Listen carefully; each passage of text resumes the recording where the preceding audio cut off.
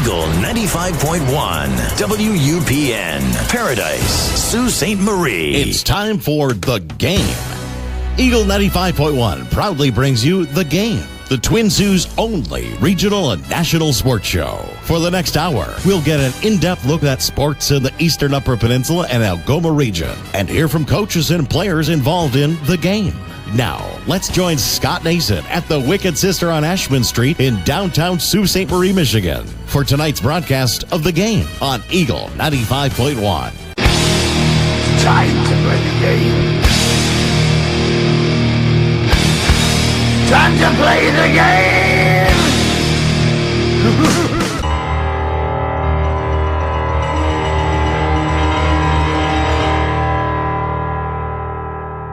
Glorious. No, I won't give in. I won't give in till I'm victorious. And I will defend. I will defend.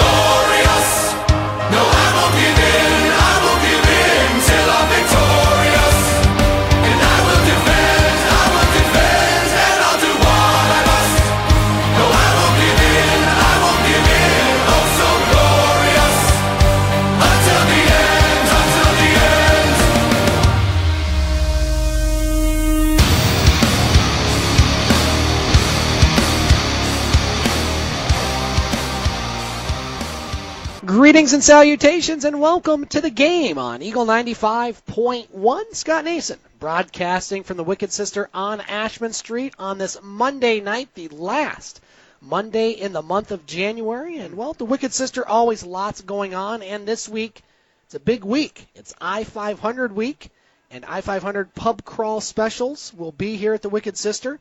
Happy hour from 2 to 5, $2 domestic bottles and $1 off draft pints. They will also have house wines, and they're going to be featuring their Tiger Brats basket, which is a Neville's brat with beer, cheese, and chips for just $7.99. And on Super Bowl Sunday, they're going to have a complimentary buffet starting at, well, whatever game time is, 30 minutes before that game time. So lots going on at the Wicked Sister. Our broadcast engineer tonight, Katie Woolen, back in the Eagle 95.1 studios, and joined once again by Dave McKeag, the Kegger, as he's known in the industry, joining us here at the Wicked Sister, all the way from the Ventures of Sioux, Ontario. Dave Kegger, Mr. Electric Avenue, thanks for coming in. Of course, Scotty. How you doing, my friend? I'm doing okay, Dave. It's been a Monday, yes, and we've had some technical glitches here, but I think we've got all those worked out. But hey, always better when we can talk sports. And are you ready to go? Absolutely. Are you ready to go? I think so. I think you're ready to rock. I think you always so. figure it out though. You're tech savvy. Well, I know you doubt that, but I don't you know are. about that. I do appreciate that. Our guest tonight will be Ray Bell from the Brimley Bays girls basketball team. Ray will join us around 6:15, and then Rodney Stowe, assistant coach of the Laker men's team, will join us at 6:30, along with Butch Davis, talking about the Metro Detroit sports scene at 6:45. So let's dive right into it. Dave, lots of high school basketball to cover from this past week, including last Monday night. The Brimley Bays boys team, they had a very good week as they defeat Detour on Monday by the score of 57-19. Tristan Lyons had 12 points and 11 rebounds in that contest. Tuesday night, boys basketball, Newberry lost at Manistee by the score of 58-43. Munising at Engadine, it was all Munising as they win that one by the score of 82-61. And in girls basketball on Tuesday, Sioux High put a whooping on Gaylord by the score of 56-14. Other games Tuesday night, Cedarville and St. Ignace, it was all Saints as they defeat Cedarville by the score of 68-21. Pickford and Rudyard tangled in girls basketball on Tuesday, and it was Pickford coming out with a 56-43 win. Also on Tuesday night, lots of games, girls basketball, Engadine at Munising. It was all Mustangs in that one as well, as Munising defeated Engadine by the score of 60-43, and Sheboygan and Detour, a low-scoring affair as Sheboygan defeated Detour by a 30-24 count. Wednesday, boys basketball, 4 games. It was Sioux High going to Alpena and getting drubbed by the Wildcats by the score of 70-36. Rudyard and Pickford played at the Purple Palace in Pickford. It was all Panthers as they defeat Rudyard 63-53. Cedarville and boys basketball over St. Ignace 64-21. And Indian River Inland Lakes all over Detour on Wednesday in boys basketball 62-24. Thursday night, we'll talk more about this game here coming up with head coach Ray Bell, was Brimley falling to Cedarville 61-27. Other games on Thursday night in girls basketball, Sioux High over Newberry 74-25. St. Ignace all over Rudyard 82-20, and Engadine over Detour 52-37. The big game on Friday night in boys basketball was in Brimley, as it was Brimley taking on Cedarville, and the Brimley Bays move into a first-place tie with Cedarville in the EUP Conference as they won a thriller at home on Friday night by the score of 62-56. Zach Gross led the Bays with 15 points. They really used their inside game in that one. Caleb Johansson had 14 for Brimley, while Dakota Fairchild had 14 for Cedarville. And the stat of the night, Dave, we've talked about the Brimley Bays boys team and their free throw woes. Friday night, 15 of 21. Making some big ones at the end. That's why you win close games. You make free throws. Yes, you got to always make those. Always make those points count. Those are points that are essentially given to you. Absolutely. As they like to call it. One other game on Friday in boys basketball, Detour over Engadine 65-28. Moving on to the world of hockey, Dave. It was a very busy week, I should say, in hockey for all teams. First, let's start with the Sioux High Blue Devils, as they were in action Friday and Saturday. Now, they were originally set to take on Cora Collegiate on Friday night. However, there were two teams that came from downstate, Port Huron Northern and Midland Dow. Well, Port Huron Northern came a night early on Thursday, and because of the bridge closure, the Mackinac Bridge had some falling ice, Midland Dow couldn't make it. So Cora didn't play on Friday. Sioux High did play the team that was here, Port Huron Northern, and the Blue Devils win that game by the score of 5-2. And then on Saturday, they did take on Cora and won by that same 5-2 count. So Sioux High 13-5-1 on the season. They'll be on the road this weekend in Trenton at the Showcase Tournament going on down there. And they'll take on Grosse Pointe Liggett on Friday at 8:40, and Grosse Pointe South on Saturday at 10 a.m. Both those games you can hear with our own Tim Ellis on Eagle 95.1. I mentioned a busy week in hockey, Dave. Let's go on to the NOJHL. The Sioux Eagles had a bunch of games this week. Let's try to recap those games. On Monday night, they lost at Blind River by the score of 4-3. Then the Eagles came home Wednesday night and defeated Elliott Lake by the score of 5-2. Christian Barterson had the hat trick at Puller Stadium on Wednesday. The Eagles would be at Espanola on Friday, and they would win that game by a 4-2 count. And then last night against Elliott Lake, the Eagles won in overtime by the score of 4-3 as they completed a stretch, Dave, of 7 games in 11 days, going 5-2, and right now they're only 6 points out of first place. They're still in fourth in the West Division, but they're only 6 points out of first place as the Thunderbirds kind of stumbled this weekend. They did lose a couple games. They lose yesterday at home to Rayside Balfour 3-1, and then they lost at Blind River on Saturday. So we've talked about it, Dave. Thunderbirds in first place, Blind River just a couple points behind them, Rayside Balfour just a couple points behind Blind River, and now the Sioux Eagles just a couple points behind Rayside Balfour. It's going to be a fun end of the season and into the playoffs in the NOJHL, isn't it? Absolutely, and it's such a tight division, as we've already discussed. And we've had guests from the Thunderbirds on the show. We've had guests from the Sioux Eagles, obviously, even just last week. And we were talking about in that stretch of 7 games, it almost feels like a playoff atmosphere type of schedule. That's how it's going to feel like in the locker room. And the goal was to win over 70% of their games, and they did.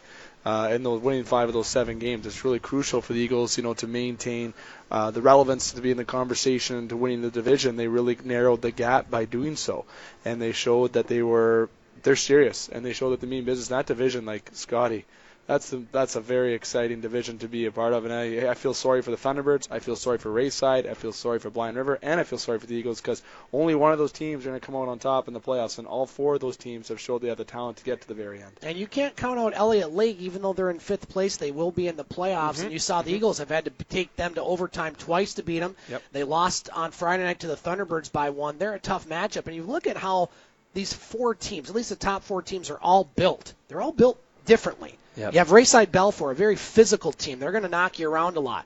You have the Eagles, a pretty speed team. They got a lot of snipers on that team. Blind River is kind of a mix of both. They don't play too rough. They don't play a run-and-gun game, but they have good goaltending. Former Sioux Eagle Cameron Brugh-Robbie is now goaltending the Beavers. And then you have the Thunderbirds that know how to win. They're not flashy, not kind of like the years in the past. So really each team is different. it's just going to make for a very exciting couple months and postseason in the NOJHL. Absolutely, and I like that kind of balance in a team. I like the team that has a balance of both, and I always have a soft spot for the Blind River Beavers, as I always have been. But it's the Thunderbirds, the Eagles, Wraithside, and Blind River, and like you said, Lake have the teams built to be able to go on to the finals. That we can maybe expect that other team in the finals to be Powassan. It seems like that is the team that's pretty dominant over in the East and the other side. But like I said, whatever 4 teams comes out of this division in the West, that's the team that's still going to be a favorite in the finals. Well, speaking of a team that's a favorite in the finals and all season long, the Sioux Greyhounds entered this weekend on a rare losing streak, a 2-game losing streak. You really don't call that a streak, but the way the Hounds have been this year, that is a streak for them as the number 1 team in all of Canada in junior hockey. Well, they proved it again this weekend, winning 3 games, not blowing anybody out, but winning those close games again, Dave. At the SR Center Friday night, the Greyhounds defeated the Windsor Spitfires by the score of 6-4. Boris Kachok and Tim Gettinger had a pair of goals for the Hounds in that one. Saturday against Barrie, another close game, another win for the Greyhounds by the score of 4-3. Max Hollowell's goal in the third period lifted the Hounds to victory, and then they had to go on the road yesterday afternoon in Saginaw, and the Hounds came out with another victory as they defeat the Saginaw Spirit by the score of 5-2. Tim Gettinger, Morgan Frost, Hayden Verbeek, Ryan Roth, and Taylor Radish all scored goals for the Hounds as they sweep the weekend. And right now, Dave, they've played 48 games. They've won 40 of them. And they'll be at home for 3 games this week.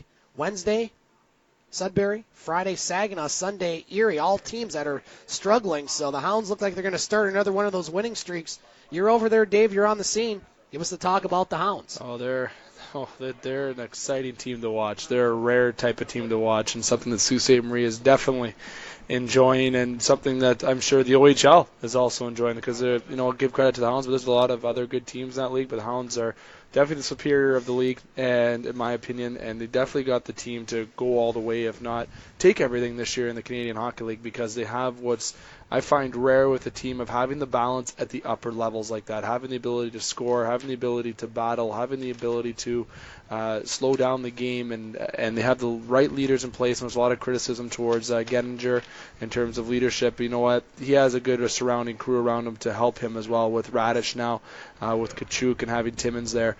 They have what it takes to win, and they have the team that's just so exciting to watch. And having that 2-game losing streak, to be honest, it's sometimes good to have that happen too. You need a little adversity in life. Yeah, you need to get brought back down to reality a little bit. Not that I want the Hounds. I wish they would have swept the rest of the season. Of course. They had the ability to. But it's sometimes good to have that little losing streak, because then you know how it feels like to lose, and you work on the errors in your game that you can tool up before you get into the playoffs, right? And playoffs are not too far away. I know there's still some good time to go, but before you know it, the playoffs are going to be here, and they're going to be playing the first round of the playoffs, and any team that gets in the playoffs, you know that they deserve to be there. You could be an 8th seed, 7th seed, or total of a 16th seed, and it doesn't matter where you're at, because everyone starts back at 0, and everyone wants that same eye on the prize. And the Hounds have the team to get it done, and they're exciting. Let's enjoy it, but let's cheer them on, because I don't think there's ever been a team that's this good that's ever worn a Hound sweat. I know there's been World Cups in the past. The 93 team was pretty darn good. The 95 team as well. Very, very good. But I think this team, if they win, or should I say when, whatever the individuals want to use, I feel that this would be the best team that they've It's had. January, and the regular season doesn't end until the middle of March. The Hounds have already clinched the playoff spot, so it shows how good they're doing. Laker Athletics here, Dave. Before we go to our first break, the Laker hockey team was at home this weekend. Another tough couple games for the Lakers as they lose on Friday night by the score of 5-3, and then spotted Bowling Green a 3-0 lead in the first period Saturday. Came back a bit, but fall to the Falcons by the score of 3-2. So right now the Laker hockey team, they're struggling. 6-20-4, 8 points behind Alaska for the final playoff spot in the WCHA, and the Nanooks have 2 games in hand. And the final 6 games will be on the road for the Lakers, including this weekend at Bemidji State. Laker basketball, we'll talk more about the men's game from Sunday, rare Sunday game with assistant coach Rodney Snow at 6:30, as the Laker men took on number 5 ranked Ferris State on Sunday, and they fell to the Bulldogs by the score of 78-67 as Ferris State moves to 21-1 on the season. That only loss being to the Lakers here in December. Senior guard Kemji Williams had 21 points for the Lakers, as the Lakers now 15-5 on the season. They'll be at home this weekend, taking on Saginaw Valley on Thursday, and Northwood on Saturday. And the Laker women were in action as well in women's basketball as they fell on Sunday to Ferris State by the score of 75-59 as they dropped to 1-16. And they will be at home just like the men against Saginaw Valley on Thursday and Northwood on Saturday. Real quick, Dave, any other local information you want to share from your side of the border before we get to head coach Ray Bell? Just with the Hounds this week, make sure you get out and support the Sault Ste. Marie Greyhounds. They got 3 big home games this week to keep back on the winning ways and try to solidify their spot in the top. And just get out there and support them. Everything with the aspect of the Sault Ste. Marie Greyhounds is what's buzzing in Sault Ste. Marie. So let's enjoy that and let's make sure we get out. I know it's awesome to have something on TV as well. We have the luxury to have the OHL on TV with Shaw Cable. But it's something that you don't want to miss is this live action. So the one thing I want to keep promoting is the Sault Ste. Marie Greyhounds and to make sure you get to the SR Center and make that rink as loud as it used to be with the Memorial Gardens. When I saw them play Saginaw in recent games, the seats have been more filled. The loudness has picked up, but I would like it to be more exciting in the atmosphere in there. I don't want it to be like a Toronto Maple Leaf regular season game. The Leafs have a very loud playoff rink, but in the season's kind of quiet. I would like to see it like a Winnipeg Jets atmosphere all year round because that's what I remember Sault Ste. Marie being. So let's get out there and enjoy the Hounds. Very good. Speaking of electrifying and a great atmosphere, our next guest will be joining us after the break. His name's Ray Bell, head coach of the Brimley Bays girls basketball team. We'll have a couple games on the radio this week. We'll talk to the coach about those and more coming up next on The Game here on Eagle 95.1. Get wicked at the Wicked Sister. You'll find the best tasting food for the whole family. Start off with some appetizers like the crab dip, served with warm naan bread strips and soft pretzel bites, or their antibiotic and hormone-free boneless chicken wings with 5 choices of sauces. Entrees include the barbecue pulled pork sandwich, the #1 selling drunken cow burger, or Philly cheesesteaks, and they're on special all day Thursdays. The Wicked Sister also offers a gluten-free menu and catering. Bring the whole family. The Wicked Sister, downtown Ashman Street, open 7 days a week. Welcome back to The Game on Eagle 95.1. Scott Nason broadcasting from the Wicked Sister on Ashman Street on this Monday night, I-500 week in Sault Ste. Marie, Michigan, the 50th edition. And the Wicked Sister will be having some specials this week, including happy hour from 2 to 5, $2 for domestic bottles of beer, $1 off draft pints and house wines. And they are featuring their Tiger Brats basket, which is a Neville's brat with beer, cheese, and chips for just $7.99. And Super Bowl Sunday, we're going to talk more about the Super Bowl in hour 2 of the game. They're having a complimentary buffet for Super Bowl Sunday, and that will start about 30 minutes before when the game time is. Game time is set for around 6 o'clock, so, hey, you know what, just spend Sunday here at the Wicked Sister. They will take care of you. We are joined here at the Wicked Sister by a frequent guest and good friend, Ray Bell, head coach of the Brimley Bays girls basketball team. Coach, thanks for coming in on this Monday night. Appreciate Not a problem. Always nice to come talk sports with you and basketball in particular. Well, let's talk about your team, the Brimley Bays, as you were in action last week. We mentioned that game at Cedarville. We had Todd Olmsted doing the call of that one on Thursday. Cedarville, a very good team as they defeated you guys. Your thoughts on that game and kind of where you're at in the season. I believe your record's 2-9 right now, but how are things going as far as your team and some of the improvements that they're making? I think we're making good improvements coming along. I was pleased with our effort. I thought we played hard from start to finish. Cedarville is really good. I mean, they have last year they had a good team, but they had injuries at key points that kind of hurt them down the stretch. They haven't had any injuries. They have a really good inside game with the bar girl. Mackenzie Barr is phenomenal. Then Cosley. Now their guards are playing really, really well, and they're knocking down threes. They play tough defense. They're very quick and aggressive, and they just kind of wear you down. And we kind of played with them in stretches, and in stretches we threw the ball away. And then when you had some open looks at times, that press just constantly gets to you. You kind of rush yourselves. And Cedarville's good, which I figured they would be, and especially when they went to Engadine and won by 25 points. That was an impressive win, and I think this might be Cedarville's chance to finally win a district for Coach Ryan Wilson. And looking at where your team is right now, Coach, we haven't had a whole lot of your games. We're going to have a lot more here in the second half on the radio, so I've only been able to see about 3 times. What are some of the things that your team are doing a bit better as far as the season goes along? I know when I saw you guys at first compared to a couple weeks ago, it just seems like things are a little more under control. Of course, that goes with practice, that goes with experience, but as a coach, what are some of the other things that you're seeing from your team and some of the improvements that they're making? We've gotten better at our fast-breaking game. We've also been working more on our defense. I think we've improved our defense. Rebounding, we're slowly getting better at boxing out. We're starting to play more together as a team, more consistent.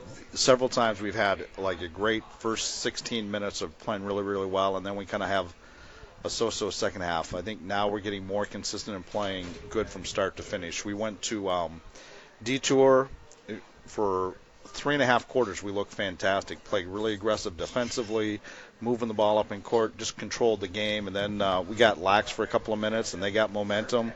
But what was really nice with that game is then we made the plays in overtime and kept telling double overtime. Yeah.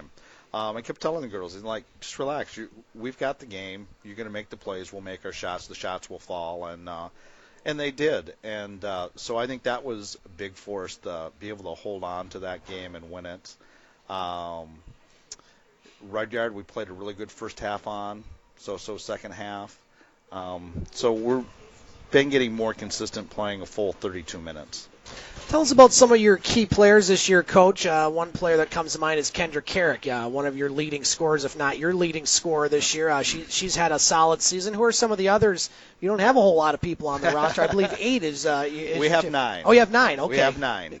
But just tell us a little tidbit about some of the players, because we're going to be seeing a lot more of the games here coming up over the next few weeks. Yeah, you're right. Kendra leads us in scoring, assists. She leads us in minutes played. Next joining her in the starting lineup is Ivory Maxwell, who's our quickest guard, really good defensively. She's much better offensively than she gives herself credit.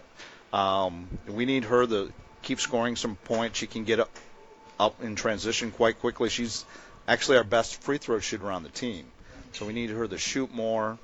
Tamissa Archambault is a sophomore starting. She's our toughest player. She's a scrappy player. Yeah, I love her toughness because she doesn't take anything from anybody. No, she doesn't. She can rebound. She can shoot from outside. She's a great passer. The thing we need from her more is to shoot a little bit more. She does a great job looking and passing and doing everything else. Sometimes she sacrifices her own shot. Right. And then our inside game has slowly been getting better. We have Autumn Akins and Samantha Bishop share the center spot, and they do a good job because they both work well together. They're both getting better with their offensive moves. They box out well. Sam's probably the naturally gifted player. Autumn's, being the senior, is the smarter player. So it kind of works out helping each other. And then we have our forward spot that we share is Julia Steglin and Abby LaRue. Yeah, she had a big game against Rudyard there. I think she had 18 points in a quarter or something like that. Yes.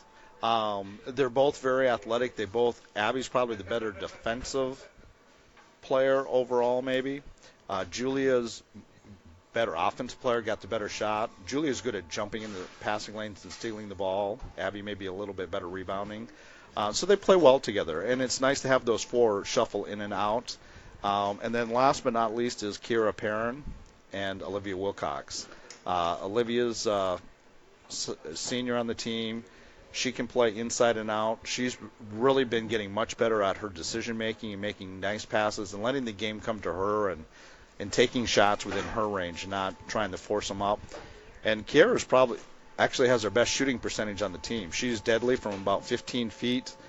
She's been working harder at getting better defensively and pushing herself, which is getting her some more playing time. Ray Bell joining us on the game, head coach of the Brindley Bays girls basketball team. Coach, a couple more questions before we let you go. We're going to have 2 games on the air tomorrow. Now, tomorrow night we'll be in Newberry. We'll be taking the feed from our Newberry station for the broadcast as you guys take on the Newberry Indians, a little different team than they were last year. You saw them at the very beginning of the year. And then Thursday I'll be in Brimley for always a tough contest against the Engadine Eagles, a possible district final opponent. What's your thoughts on those two games? Well, practice today, we went over stuff for Newberry. Newberry's a game that I think they beat us by 6. It's a game we have a good chance of winning. If we do a good job of boxing out and being efficient on offense, we have a really good chance of winning. They have a big girl center, but she's more of a facilitator, not a scorer herself. And I think the first game we double-teamed her too much, and she made some nice passes. So we were working on cutting off the passing lanes, and we'll dare her to try and beat us with some of her shots. If we can box out so we can run and not give them second chances, I think we will be successful. And you host districts this year, Coach. We mentioned Engadine on Thursday, a potential district opponent. You guys will open up against Rudyard on Monday the 26th. The other game we'll see Engadine take on Ojibwe Charter. Nice to have the district at home. And, hey, probably want to win it too, don't you? Yeah, that would be awesome to win it at home. Always a good thing. Yes. Last time it was at home, we did win it, which, well, of course, we had Hanna Vesala that year. That helps, yeah. So, yeah, we're looking for it. We're playing Rudyard. You take it one game at a time. There's no pressure on us. We can just go and play and have fun. Engadine's got all the pressure in the world because they're supposed to be the returning semifinalists last year, weren't they? Yeah. So we kind of know who we have to stop in both games, and as long as we can be efficient and play smart, it's when you get into that time of year, it's who plays with more passion and who plays with more focused intensity that wins the games. Coach Ray Bell joining us on the game. Coach, best of luck tomorrow in Newberry. I will talk to you before the game on Thursday in Brimley. And one other thing, I may be in the market for a new college basketball team with the events of the last week. Not to make light of anything, but have any in mind? If you like basketball, Kansas is great. Football's not the greatest, but basketball's really good. I'm going to take it one step at a time. How about Rock Chalk Jayhawk? There you go. Ray, thanks for joining us, and we'll talk to you very soon here on the game. Thank you. And we're going to take a break and be back and talk Laker men's basketball with their assistant coach, Rodney Stowe, talking about the Lakers game yesterday against Ferris and, well, how the season has gone so far. You are listening to the game on Eagle 95.1. The Wicked Sister, Sioux, Michigan. Check TripAdvisor, ranked right towards the top. Awarded the Certificate of Excellence, as well as voted #1 pub in the UP. The Wicked Sister has managed to create a casual menu that offers unique, creative, and sometimes healthy offerings that rivals menu selections of any big city. Burgers and starters, snacks and shareable soups and salads, sandwiches and tapas. On Ashman Street, Sioux, Michigan. Welcome to the Wicked Sister, where you'll be treated like family, whether you like it or not. Welcome back to the game on Eagle 95.1. Scott Nason along with Dave McKeag, broadcasting from the Wicked Sister on Ashman Street on this Monday night, and the I-500 week is upon us. The Wicked Sister has some specials this week, including, happy hour from 2 to 5 p.m. Domestic bottles of beer, $2, $1 off draft pints, along with house wines, and they are featuring their Tiger Brats basket. It's not too far away from baseball season. And a Neville's Brat with beer, cheese, and chips for just $7.99. And if you're looking for something to do or someplace to go for Super Bowl Sunday, the Wicked Sister is having a complimentary buffet 30 minutes before game time. Our broadcast engineer tonight is Katie Woolen. We'll be joined at 6:45 by Butch Davis from the Telegram News, getting us up to date on the Metro Detroit sports scene. We're joined once again by Dave McKeag after he, what did you have for your appetizer there, sir? See, Scotty calls it bartender Scotty, call it that way. He calls it the egg rolls, stuffed egg rolls. Very good. A lot of different peppers and chickens and spices in there, and delicious beer, obviously. Absolutely, and we are joined here by our next guest. His name is Rodney Stowe. He is the head... Clark. Why did I call you Stowe? Why did I get Stowe? It's been a Monday, Rodney. I apologize. Rodney Clark, assistant coach of the Laker men's basketball team. Coach, thanks for joining us. No problem. Thanks for having me. Well, you guys were off a rare Sunday game, scheduled to play Ferris State on Saturday. Down in Ferris, but because of the Mackinac Bridge, which affected a lot of sports, it affected you guys. You guys didn't get down there till Sunday. We'll talk about the game here in a moment, Coach, but, how does that affect a team? I mean, obviously it gets you out of your routine. It's a lot easier for Ferris being at home, but how did that affect you guys going into that game? Well, it was kind of the emotional swing, to be honest, because a lot of people don't know. Not only was the bridge closed on Friday when we were supposed to go down there, well, we get up Saturday morning to go down there as soon as the bridge is open, and we're literally next in line to go through the checkpoint, and the transmission and the bus goes out. Oh, jeez. So the game, because we were actually on time to go play the game on Saturday. Oh, I didn't know that. Yeah, so at this point, we can't. So they literally have one of the trailers on the side, like, hook up and pull us off to the side and pull us over to the rest area. Oh, my. And we had to wait and get another bus. So at that time, we had to start negotiating times, trying to get stuff moved back. And that's how it actually got moved to Sunday, because we were actually on course to get there on Saturday and play. So it was really eventful. And our guys were a little disappointed at that point, because in their head, they went to sleep Friday night thinking we're getting up, we're going down to Ferris to play. And they were ready for that game. So they were a little emotional, they had to come down off of it a little bit, but we got into our normal routine, and by no means was that a reason, what happened yesterday. The better team won. We didn't do enough things right to win, so, that's how it goes when you don't do enough things to win the game. Yeah, this Ferris team, number 5 in the nation, just losing that one time to you guys back in December. The Lakers right now, coach, 15-5 on the season. You guys have a pair of games this weekend at home against Saginaw on Thursday and Northwood on Saturday. Yep. This your first year up here, and I guess the next question I have for you is, how did you come up to Sault Ste. Marie and be a part of Laker athletics? I guess on a leap of faith. Yes. But no, being coach, have a mutual friend. He was, in the transition of looking for an assistant at the time. Somebody mentioned his name to me, and they did the same thing with him, and, me and him actually ended up connecting, and we met, and he offered me the spot right there on the spot. And honestly, I did a little bit did my research like I normally do and stuff, and I knew it was something that I wanted to do. So I said, there's no point in me thinking about it, like, let's do this. So I'm glad I made the transition. I like it.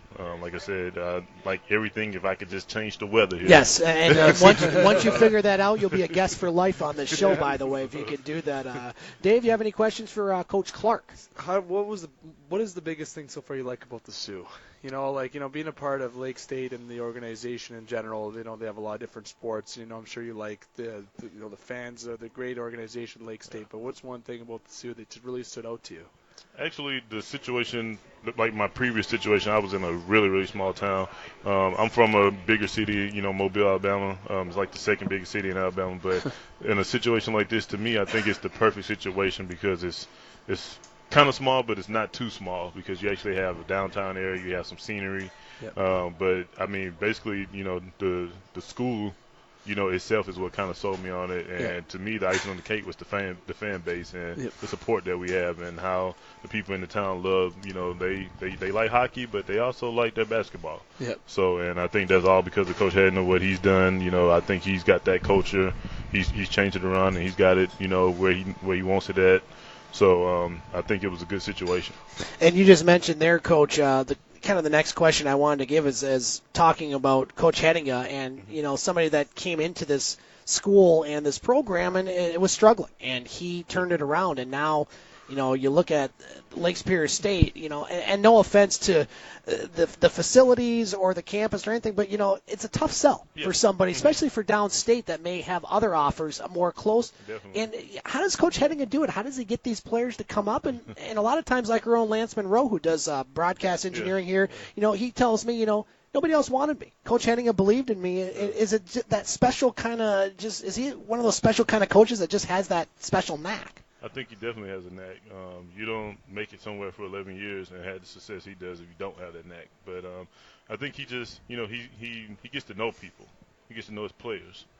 And, everybody's easy to, go watch a player for maybe like 2 or 3 minutes and you can tell how good he is. Mm-hmm. But I think you have to watch him, the next 15 to 20 minutes to see, when he's on that second game, in the showcase and he's a little tired, like how good he is and what he can bring to the table. And I think he does that. I'll be honest, one of the main reasons why I'm here is because of him. Yeah. Because, I did my research on him. And he apologizes all the time to us about, he's too amped up, like he's yelling and shit. But it's fun to watch on the sideline. I wouldn't like it if he wasn't like that, to be honest, because that means he's into it. Exactly. That means he's fired up, he wants to win, and I like it. I I wouldn't trade it for anything, to be honest with you. I would probably have more of a problem with if he was more laid back. Yeah. You know, so wouldn't know what to do with him if he was laid back. Exactly. So I mean, I like it. I like him to keep bringing it, and we actually have a little competition thing when we're on the road. We always go work out, and we're like we both set our alarm clocks. Like one person sets it a little bit early every time to try to beat the other one. Sure. So, but I mean, it's just the little stuff like that. Like, you know, he's competitive. You know, he wants to win. You know, and he's had success, and that success isn't enough, which is good for me because he's not content. So, I mean, I think it's a great opportunity, and we still have a great opportunity. You know, yesterday's loss, you know, stings a little bit, but you know we're not down. You know, our thing is we got to take it one game at a time. But the key is though, Ferris better not slip up. That's right. You know, so I mean, because we got two options: either they're going to come here in 5 weeks, or we're going back there in 5 weeks. So absolutely. And you know what? This year too, you guys are having a pretty successful season, being 15-5 this year. What has been the success that you felt has really gotten to you to that point? When 15 out of 20 games, it's pretty impressive. You know, and you did beat. You know, you have games where, you know, you maybe would like to have back, like last Sunday. You know, you had I don't like to use the excuse that the game changed on Saturday, but that does have an effect. You know, being an athlete, that does have a little bit of a mental effect. Yeah, but it does. But in terms of the success, winning 15 games, what has really brought that forward? It's been a team effort. It's just been certain players, or what do you feel as a coach? It's been a complete team effort. Our core guys, you know, have been here for at least 4 years. You know, Kimji, you know, Phil, and Josh, you know, Lance, those guys, they've been here. So all those guys, Timmy C, all those guys have been here 3-4 years. So those guys, when you have those guys that are your core guys and they bring it every single day, you know, it's the trickle down effect. It just if guys see your best players in the gym extra and working hard and competing hard, then it just trickles down. There's no way I can be the 14th man on the roster and I see number one guy working his butt off that I can't. Yeah. You know, so it's kind of like that bar just gets set. And our guys, honestly, you know, they don't stop on the court. Not only do they work, you know, hard on the court, they work hard off the court too. So I mean, it's constantly, you know, you have somebody helping you, you get somebody pulling you along. So I mean, that's that thing. And our guys, they really bond and they get along good. So that's, to me, what works. You know, because you have to have that togetherness on and off the court, to be honest. Yeah. Lake Superior State University men's basketball assistant coach Rodney Clark joining us on the game. Coach, we mentioned earlier a couple games at the Bud Cooper Gymnasium this weekend. Thursday night you take on Saginaw Valley, and Saturday taking on Northward. Both teams 5-7 in the standings, both a little below 500, but we've seen it with this league following the GLIAC over these years. You really can't take a night off and just expect to beat someone. You're going to have to bring your A game to beat both these teams, won't you? Definitely, and we have a saying, like we have to take care of home. You know, so and that's been our goal, you know, to not lose any games at home. So far we kind of held to that, and that's definitely got to be our mindset, especially if we want to be able to do what we want to do in the next couple of weeks here. One of the other things I wanted to mention, Coach, was, and we talked about it with Coach Henniga and talking about the Laker men's team, and they're volunteering into the community. Several events that I attend and sometimes work, I've seen you're as Coach Henniga and the players volunteering. You know, as somebody new to the community, how has that gone as far as getting out there and just kind of meeting people and just talking just in general? It went good. We actually went down to the retirement home and we helped serve around Thanksgiving time. We do that. Coach does that, you know, every year. Mm-hmm. We actually had the Special Olympics a couple weeks ago on campus. So Coach is real big in the community. He loves to, you know, try to help out around here. He's really let it be known that, you know, like, we're more than just, you know, a basketball team. Like, we're part of the community. So, and be honest, when you do stuff like that, you know, that's kind of like, well, I guess we have the fan base that we do, and people are, you know, intrigued by what we're doing. They come out and support us. Coach Rodney Clark joining us on the game, not to be confused with the other assistant coach whose last name is Stowe. I just remembered. I was wondering where I was getting just that. Hired. Breaking news. Just hired. Just did. Hey, Coach, thanks for joining us here on the game. Enjoy some fantastic food that Scott's bringing out right now. Compliments of Eagle Radio, and we'll see you at the gym this week. And best of luck the rest of the season. Thank you. And we'll be back with Butch Davis from the Telegram News.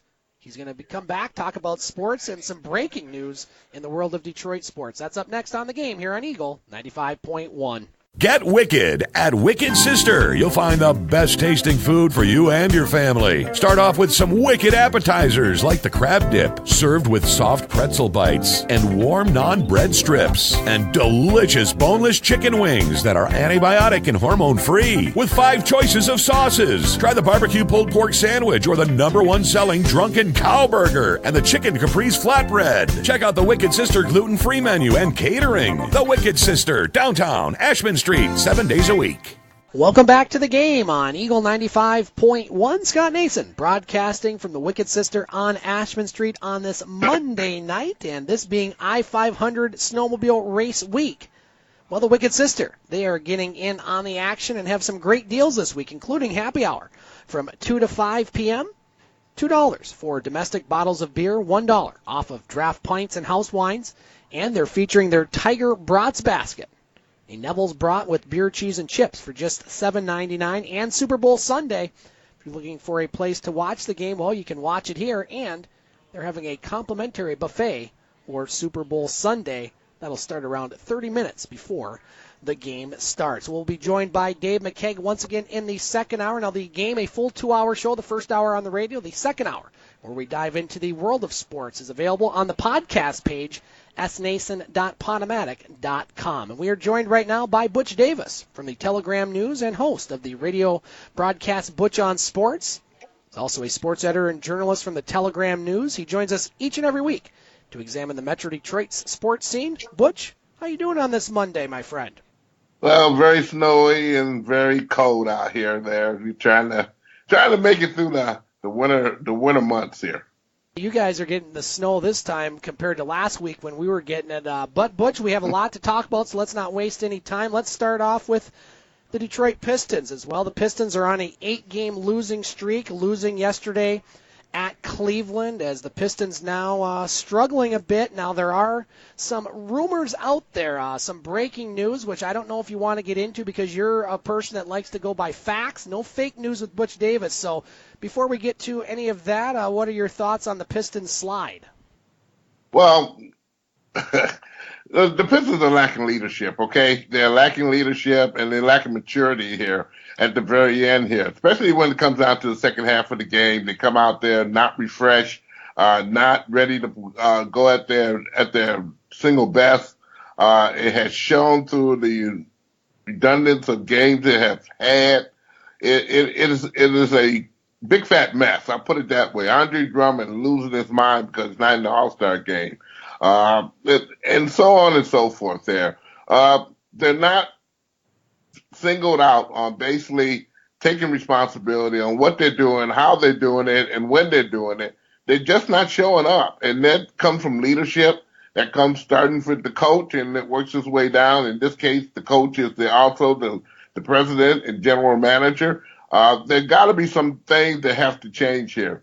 Either the position of the coach and general manager, which I've said countless times that, he may be one of the best persons to get talent around there, but he may not be the best person to coach the particular team that he put on the floor there. Avery Bradley, who was out of last night's lineup, one of the players that is rumored to be traded here over the next couple weeks. There are several media outlets right now, this just breaking this hour, that are reporting that the Pistons have traded away Avery Bradley along with Tobias Harris and Boban Marjanovic and a first and second round draft pick to the Los Angeles Clippers for superstar forward Blake Griffin. That's being confirmed by a couple newspapers in Detroit along with ESPN. Butch, if that is true, that's a pretty big deal for the Pistons. I have not gotten that particular from the points to be from the Detroit Pistons staff. I'm going to continue on to look for that particular story. If not so, we're doing it right now as a case because I'm looking in my emails there. I'm looking for signs of that particular. That's normally where that information comes. It has been something warranted in regards to the Pistons getting someone for someone there. And that is Avery Bradley has been one of the mentioned names in that regards. Pistons will be at home tomorrow taking on the Cleveland Cavaliers. Let's move on to the Detroit Red Wings, Butch. And, well, All-Star weekend this weekend. I'm sure we'll talk more about that in the second hour, but the Red Wings entered the All-Star break with a loss against Chicago. I believe that was the Wednesday night before the All-Star break by the score of 5-1. The Red Wings right now, after a good victory at New Jersey a week ago tonight, they're 10 points out of the last wild card spot. They're tied with Montreal. 4 teams ahead of them, and they will resume play at home against San Jose on Wednesday. Give us an update on the Wings, sir. Stability, really. No stability on the team there. When I say stability, you're bringing kids up and down from Grand Rapids. There has not been a stable lineup in the lineup at times there. They finally bring Bertuzzi up to stay instead of flopping him up and back and forth to Grand Rapids and back there. They're finally doing that. And there are some kids right now who's giving a lot more energy than some of the veterans on there. Noticeably, Zetterberg is one of them there. A certain defenseman named Cromwell is another there. The Red Wings got to play better defense there. I don't see not too much with their offense, but they don't shoot the puck often as they get the puck, okay? And again, playing around, passing it around, who's going to take the fault, who's going to miss.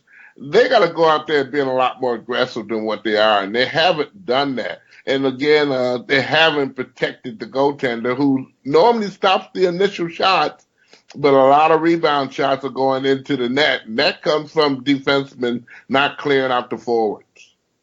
Moving on, Butch, to the Detroit Tigers. Yes, it's kind of hard to believe that we're talking baseball, but it won't be too long, and pitchers and catchers will be reporting to Lakeland, Florida. The Detroit Tigers currently, I think they were just down in northern Michigan last week in the Traverse City and Boyne City area. What do you know about that? And just kind of set the stage a little bit for the Detroit Tigers 2018 season, which will be here sooner than we think. Well, you get to talk to the manager, Gardenheimer there, who remember me when he was with the Twins and all there, and a comical guy indeed, but a man who basically right now doesn't look at this team as a rebuild kind of particular there. He said rebuilds are for cars and whatnot there. These are some players on the team that some of them are very, very talented indeed.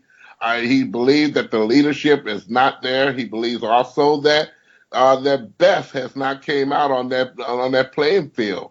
And his job is to get these kids and the players to play. Again, you're looking at younger kids coming into the lineup for the Detroit Tigers, and it's going to be more as we go along throughout the year. But again, the motto is right now, veterans being leaders, everyone doing their part in order to make things right here. And he's very optimistic that the Tigers are not going to be what you call a last-place team this year here. They'll be somewhat maybe in the middle, maybe do a lot better. So I like his optimism there. But again, we kind of wait and see what goes on. Butch, what's going on in your neck of the woods as far as local sports that you want to bring up to our listeners up here? Well, one of the things that's being discussed around here, and Miami and I think Tennessee, a city in Tennessee got a soccer team there. It's very, and then also there's a lot of doggone conventions and whatnot are not going to be placed there. Plus the Amazon situation where they felt they lost out to Amazon, thinking very highly that they were going to get Amazon to kind of transplant here in the metropolitan Detroit area.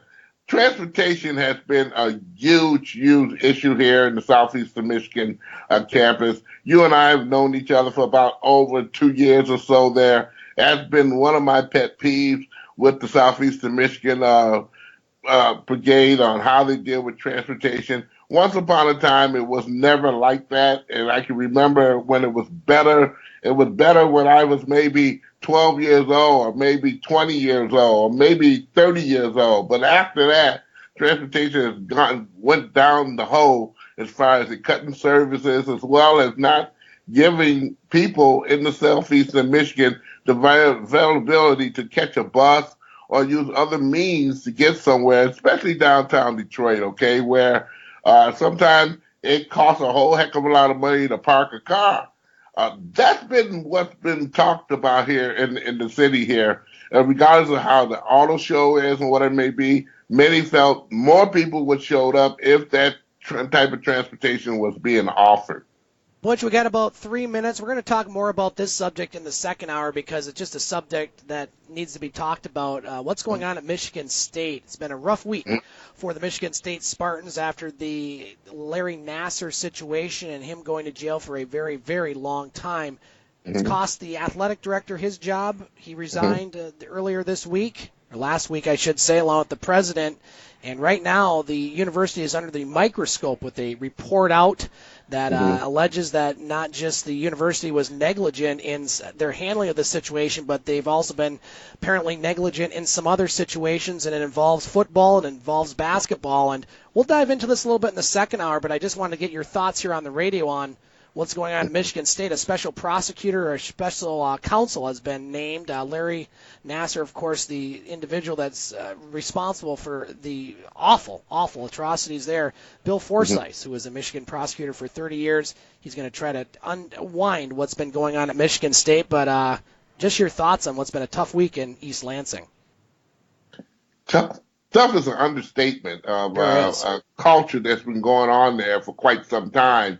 And the claims has been ignored. We're talking about women in general. Also, racism issues have been ignored. Not so much at Michigan State that it is at the University of Michigan, but many people are talking excuse me, about the college scene and, allowing their children to go somewhere that basically that parent guidance is not selective. And, when you send your child to an institution, you're hoping for them to be the very best and to grow and to mature and get better from what they've been taught at home. But again, that's not always likely when it comes down to people's sports teams.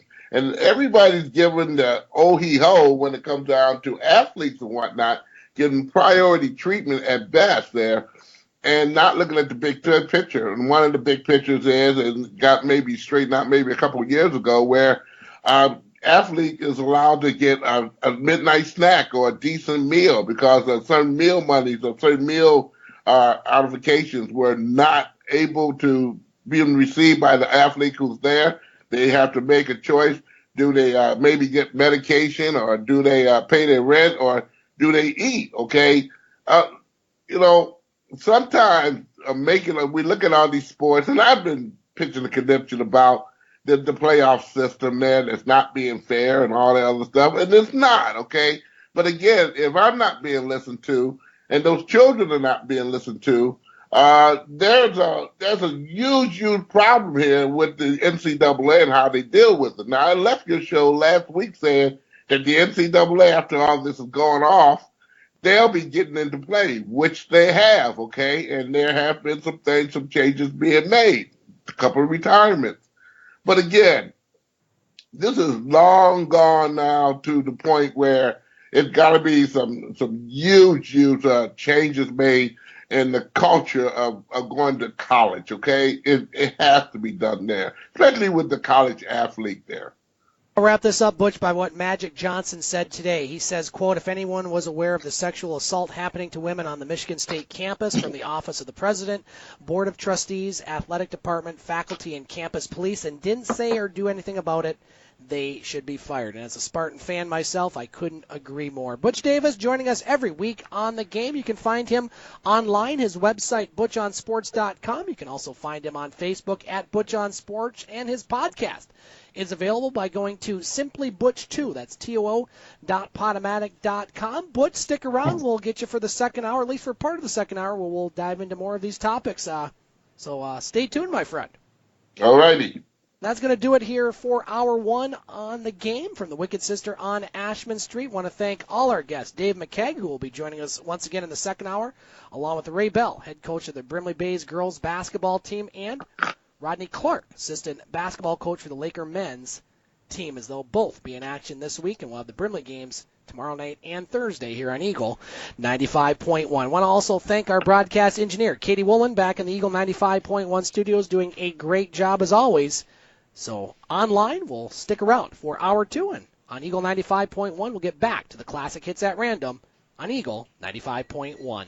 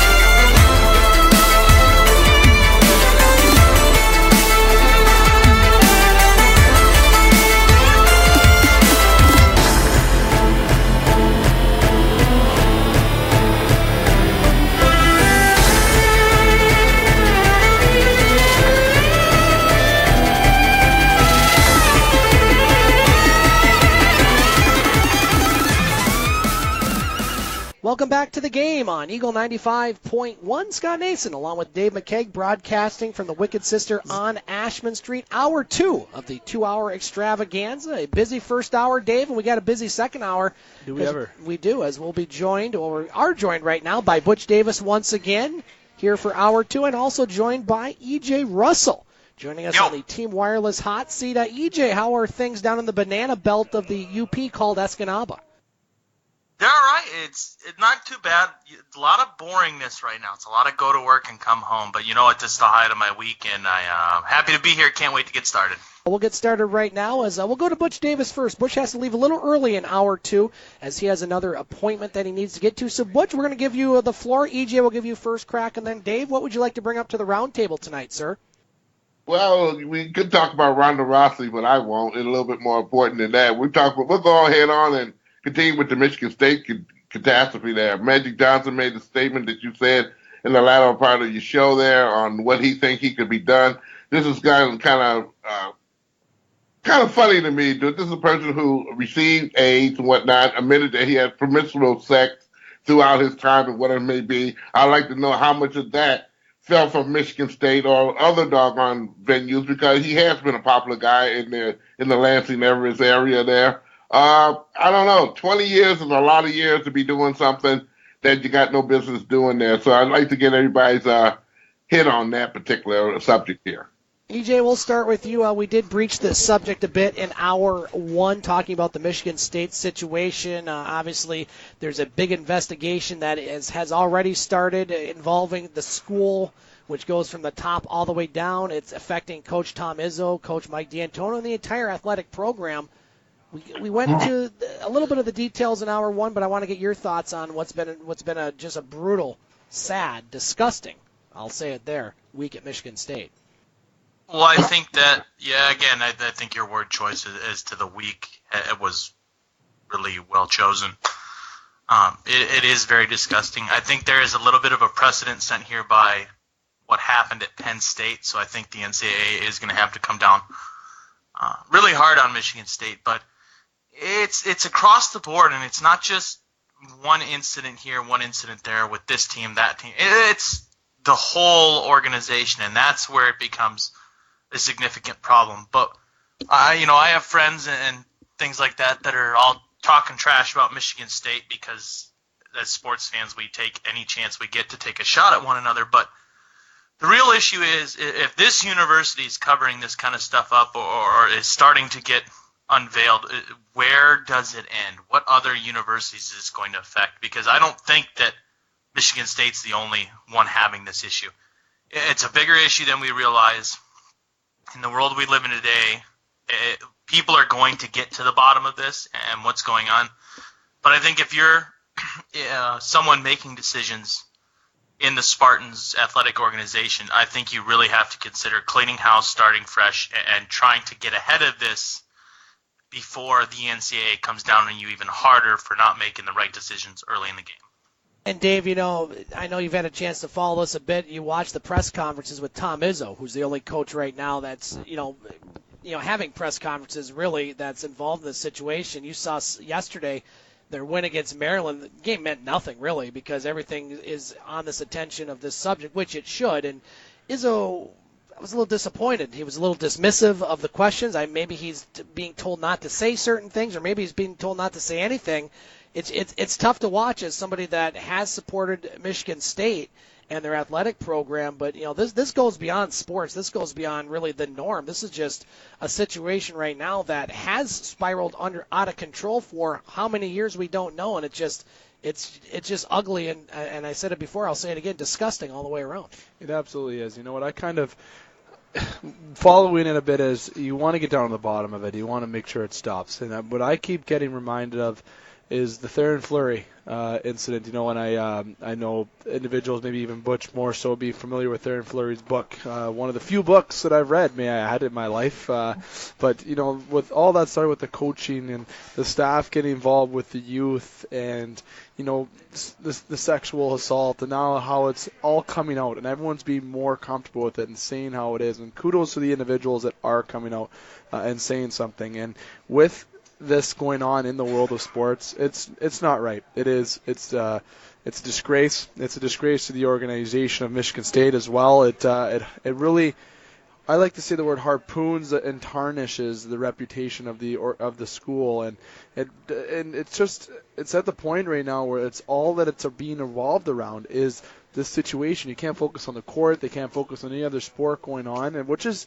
like you said, obvious because of what is happening. But at the end of the day, they need to get to the bottom of it. They need to deal with it. They need to burn the bad, and they need to regrow and reroot the good. They need to get back to the old reputation of Michigan State and get back to what everyone remembers it as is a good experience, a good organization, a hard-working organization, not an organization that has staff members that sexually assault their players.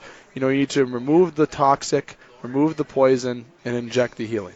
Absolutely, and Butch mentioned Magic Johnson. I agree more with the statement than the person that gave the statement. But and this is somebody that's Spartan, true and blue. I bleed green blood. My parents went there. I never went there. I went to Lake State, but I've gone since a child at some of those sporting events, and it's been awful. I mean, just to see those girls and the courage that they had to go in that courtroom and report what this man did.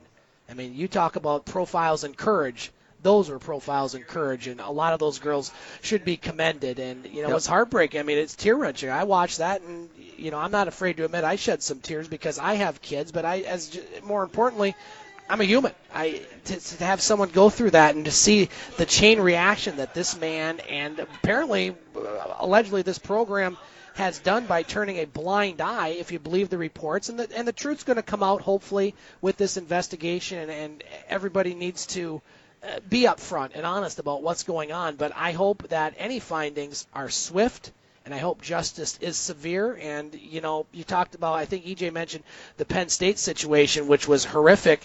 This one here, to me, is times 10 because it involves, obviously, way more people. It involves maybe a deeper cover-up, maybe just than one coach and one, program. And does this happen at other universities? Are there blind eyes turned to these possible situations? I'm not one to say there is, but I'd be surprised if there isn't. And, the way I look at it, and it really, we're just speculating right now, Butch, and I'll go to you for your comments, but, you look at what happened to SMU in the 1980s and the death penalty. I think if what is reported to be out there is true, maybe you're looking at that. Again, that's maybe extreme, but right now, with how it is in 2018, things are a little different even than they were in the 1980s, and those violations were of a different nature. But I'll go to you, Butch, for your thoughts on this topic. Well, they're mentioning Michigan State, and further down the line they had mentioned Penn State, and they're those two institutions that got caught, okay? But it kind of, you look at the particular situation and how many more universities are taking a blind eye to things that need to be brought to their attention and don't do anything at all. And this is nothing new, okay? You went to college. I went to college. I'm quite sure there have been someone in our lifetime who has been through some problems, and they felt that the administration or anyone gave them a time of day here. With athletics being as expensive, and when I say expensive, money-making here, and I should be using that particular language, it's very hard for people to sit up there and say, well, justice will be done. Because, again, when these institutions make all this money, you kind of look at the salaries that some of these board members are receiving in order to pad off these particular athletic impossible. They don't do a character background check on a lot of students, per se, that they bring up to say that they're All-Americans or the cream of the creme when it comes down to athletics. And this includes girls as men as well as the boys and the men here. Again, some culture changes have to be made on what we do, how we do it, when we do it, and some things have to make sense. Again, it shouldn't take a kid to go on the NCAA form to tell someone, I'm not eating properly, and then you finally change something. This is going to change something because all those girls who went up there to that microphone, these were haunting stories that basically no mother or father wants to hear. And yes, they're going to do something because their reputation is right now tarnished. We won't know till spring or maybe summer how many kids have changed their mind of going to Michigan State and pick some other institution because of what's going on there. I'm quite sure there'll be some parents saying, hey, look, if they have their way, their child is not going to go there, regardless of what the deal is going on. Michigan State has those particular advantages down the road than they have at Michigan there, as far as employing a student in the school. But again, you got to look at the safety factor of everyone concerned. And right now, college sports is not getting the job done, and there has to be a eraser clear across the board on how many of these athletic departments are operating when there's all this money's going around and being exchanged, and no one's doing a doggone about people's safety. Let's move on to E.J. Russell for his topic. We could probably talk all hour about that one, but let's move on because we know Butch has to go here in about 15 minutes. Dave, I'll give you first crack, and then I'll go. So, E.J. Russell, what would you like to bring up to tonight's roundtable, sir? Well, this is I want to go between one of two things here. So I'll throw it, Dave, I'll let you pick which topic you want to address. Indians deciding to remove Chief Wahoo from the logo. That's something that, as an Indians fan, is a near and dear symbol to my heart. Indians saying that there's no place for that kind of controversy on the field, which I want you guys to all be very aware of what they're saying there. On the field, they're going to continue to use the logo off the field.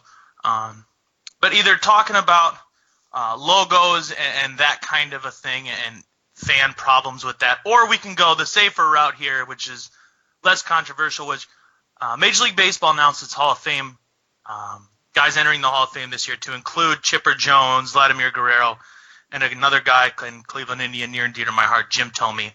But Barry Bonds, Roger Clemens climbing up that list of the number of votes and percentage that they're getting.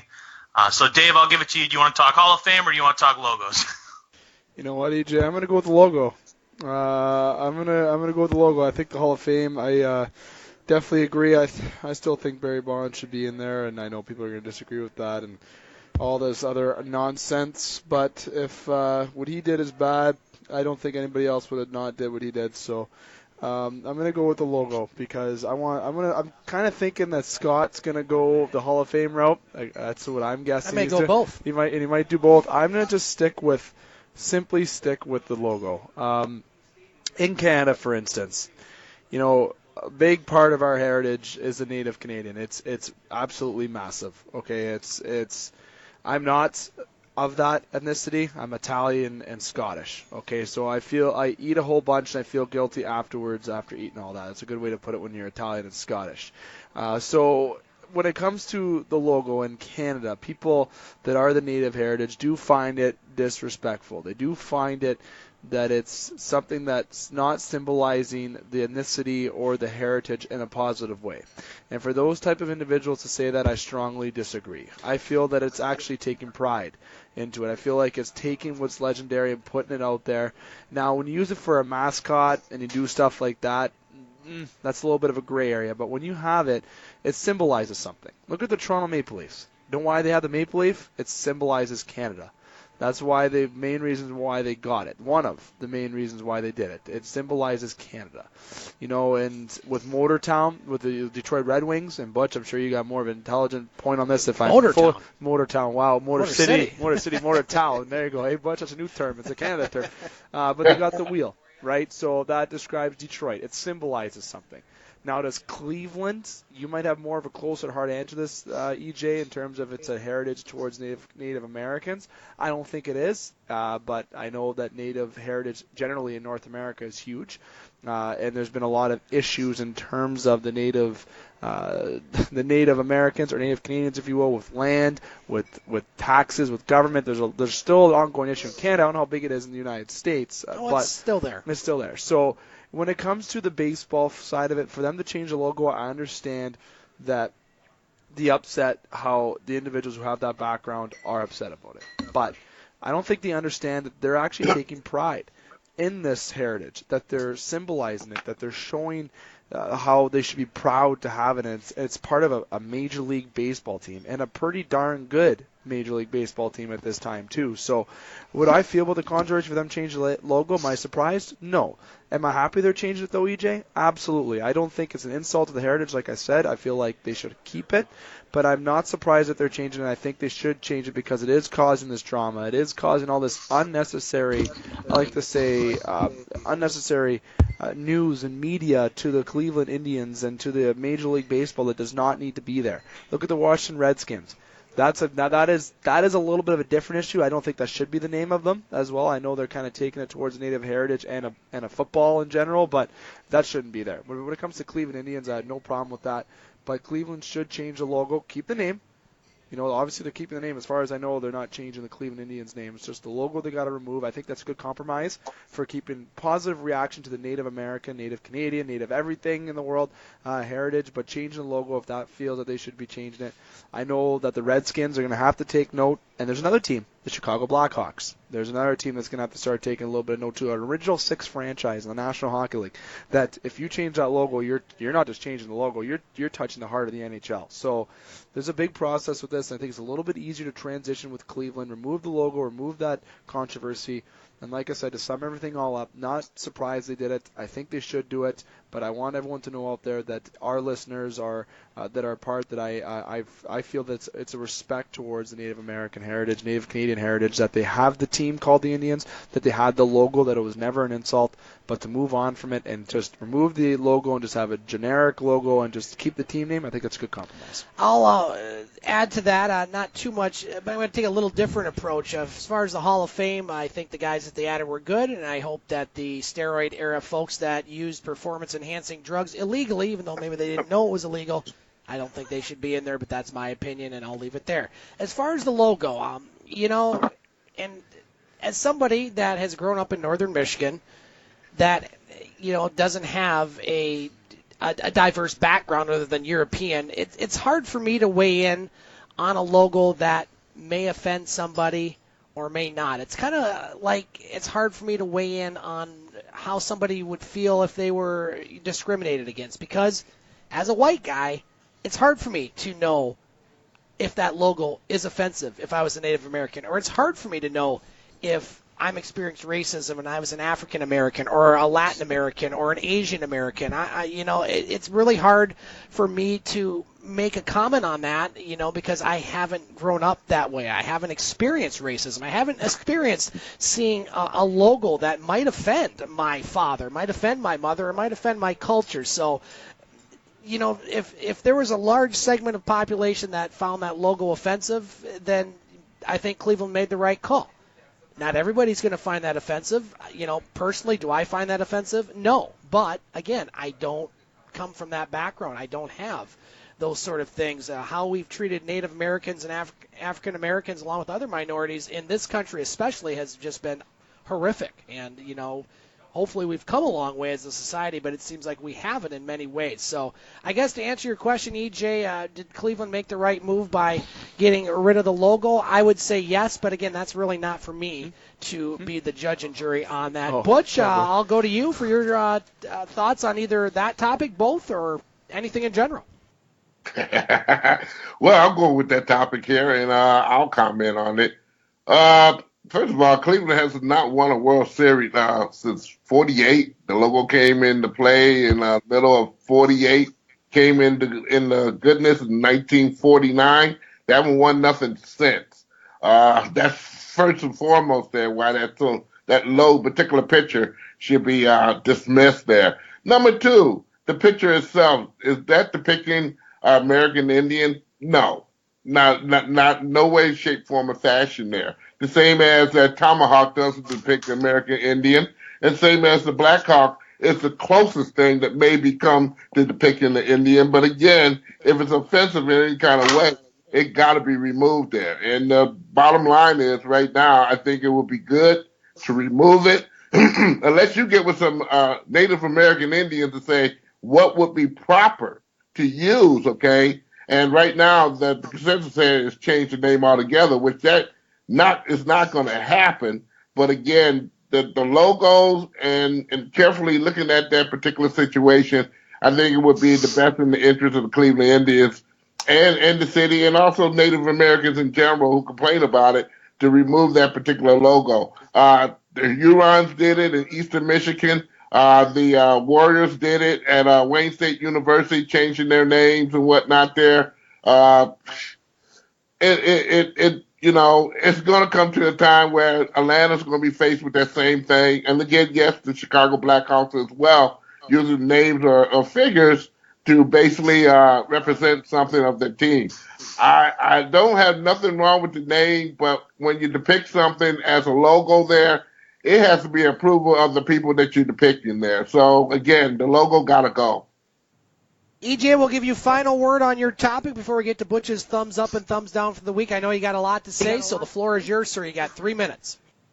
Oh, wow. I got to shorten my argument up here. Okay, so number one, I want Scotty, I texted you a picture, but for anybody listening, I want you to look up the 1946 to 1950 Cleveland Indians logo, okay?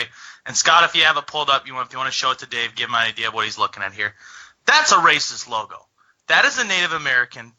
That they're clearly trying to depict a Native American. He's got a brown face, overly big nose, giant teeth, black hair, and the feather, okay? Now, in 1951, the Cleveland Indians switched to what people now know as the traditional Chief Wahoo logo. But I want people to notice the difference between the two logos, okay? He went from a brown face to a red face. And the thing that I'm getting at here is a piece of the argument that most people don't look at, and that's what color is Chief Wahoo's hair in the new logo. He has blue hair, okay?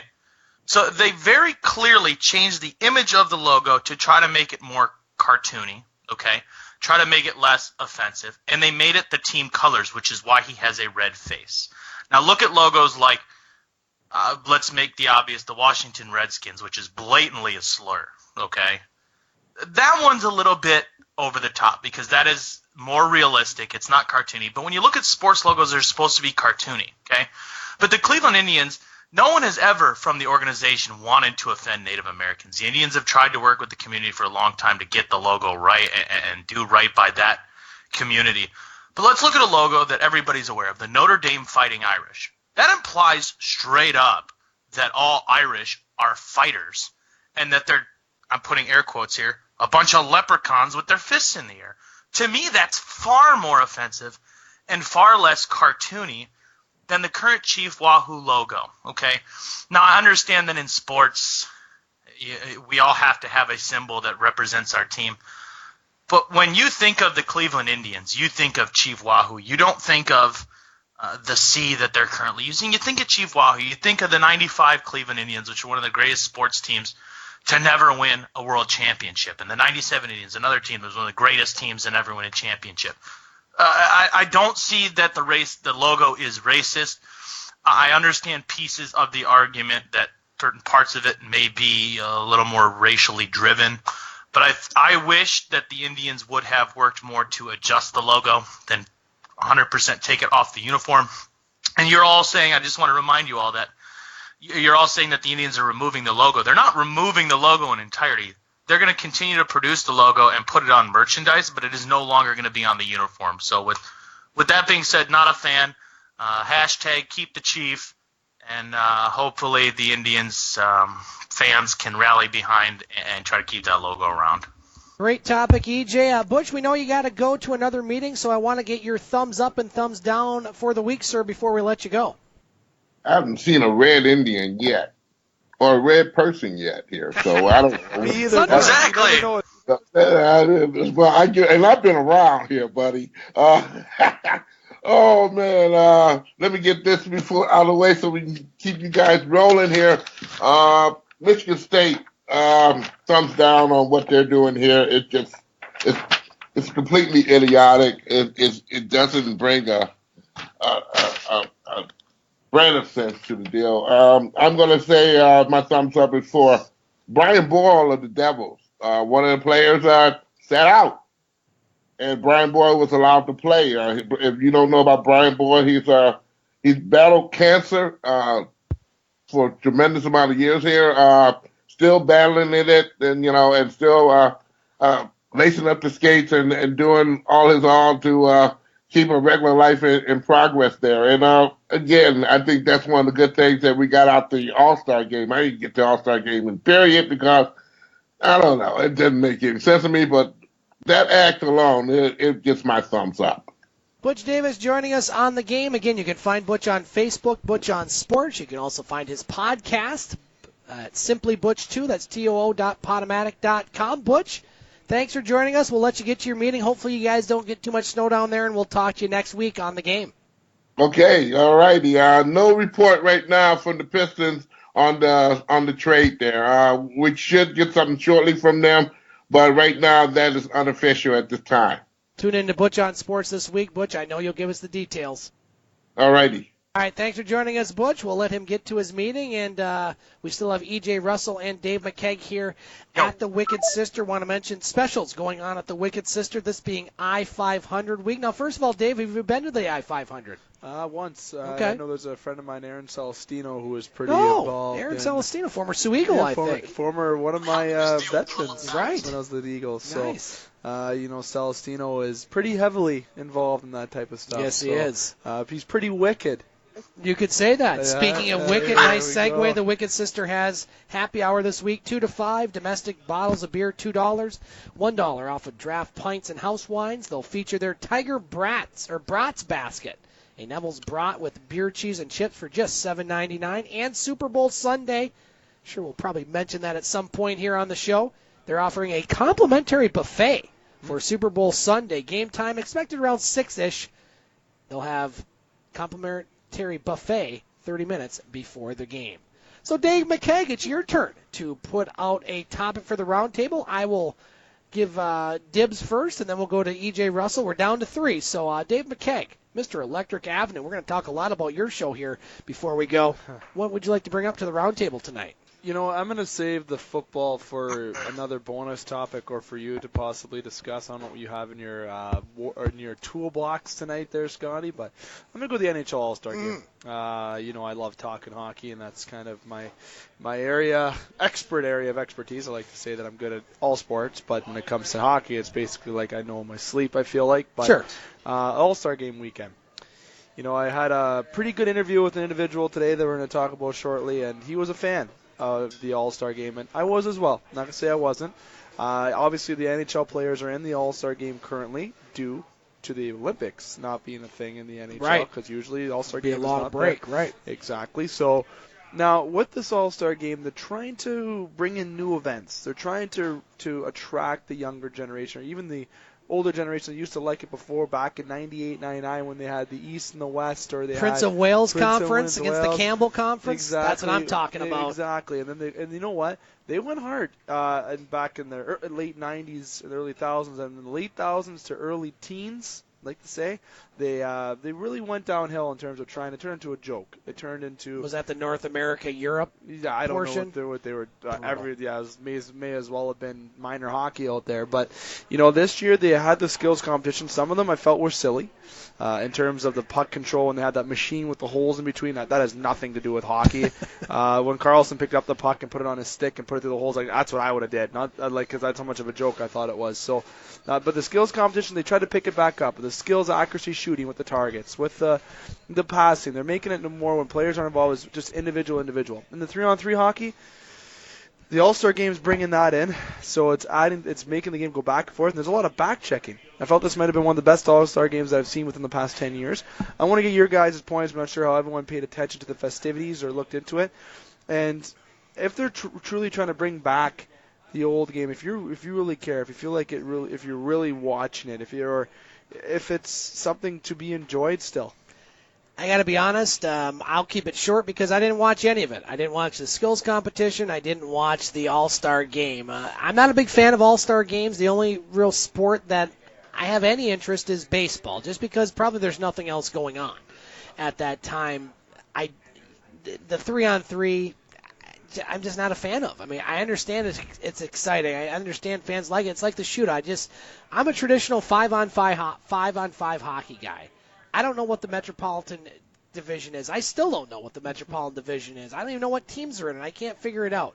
I don't like the semifinals and the final Pacific Division against the Metropolitan Division, the Transformer Division against the Sunrise Division. I don't even know what's going on in hockey anymore. So, it sounds like they're trying to do some different things, but I'm just not an All-Star Game fan. I didn't watch the Pro Bowl. I didn't watch the NHL All-Star Game. I'll probably not watch the NBA All-Star Game.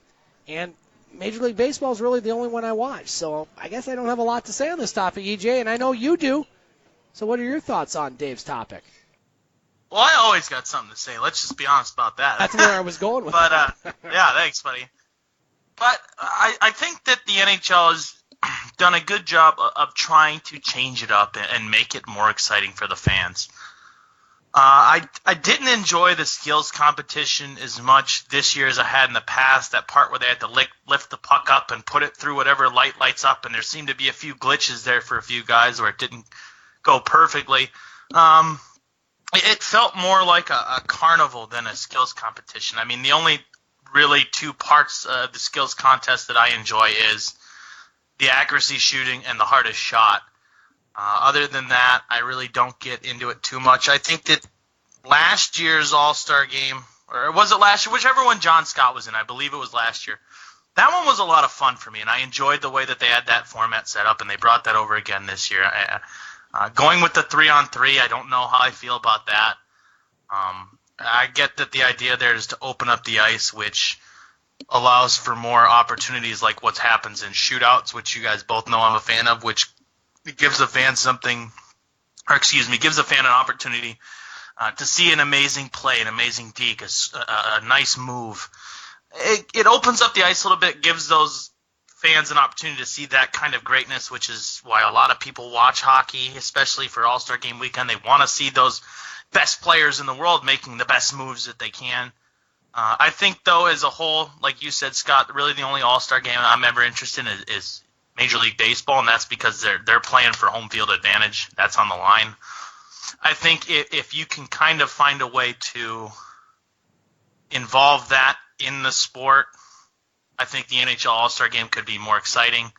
I do think it might be a little bit better if they kind of move to the NFL format, which they do it at the end of the year, which I understand may still be difficult, especially at the end of the year. Once it's all said and done, those guys that just won the Stanley Cup, I'm sure they don't want to put on a pair of skates for about another week or 2 weeks, or some of them even longer. I appreciate what the NHL is doing. I respect what the NHL is doing. I just don't think that it's possible for them to get the result that they want. Dave McKay, Mr. Hockey. Well, we're all hockey players in this group. The three of us. Butch even played hockey. What are your thoughts on your own topic? I'm sure you have a bunch of them. I got a bunch of thoughts, but believe it or not, I'll keep it simple. I feel that the All-Star Game, I like what they're doing with the skills competition, trying to make it more, let's say, bring in new events.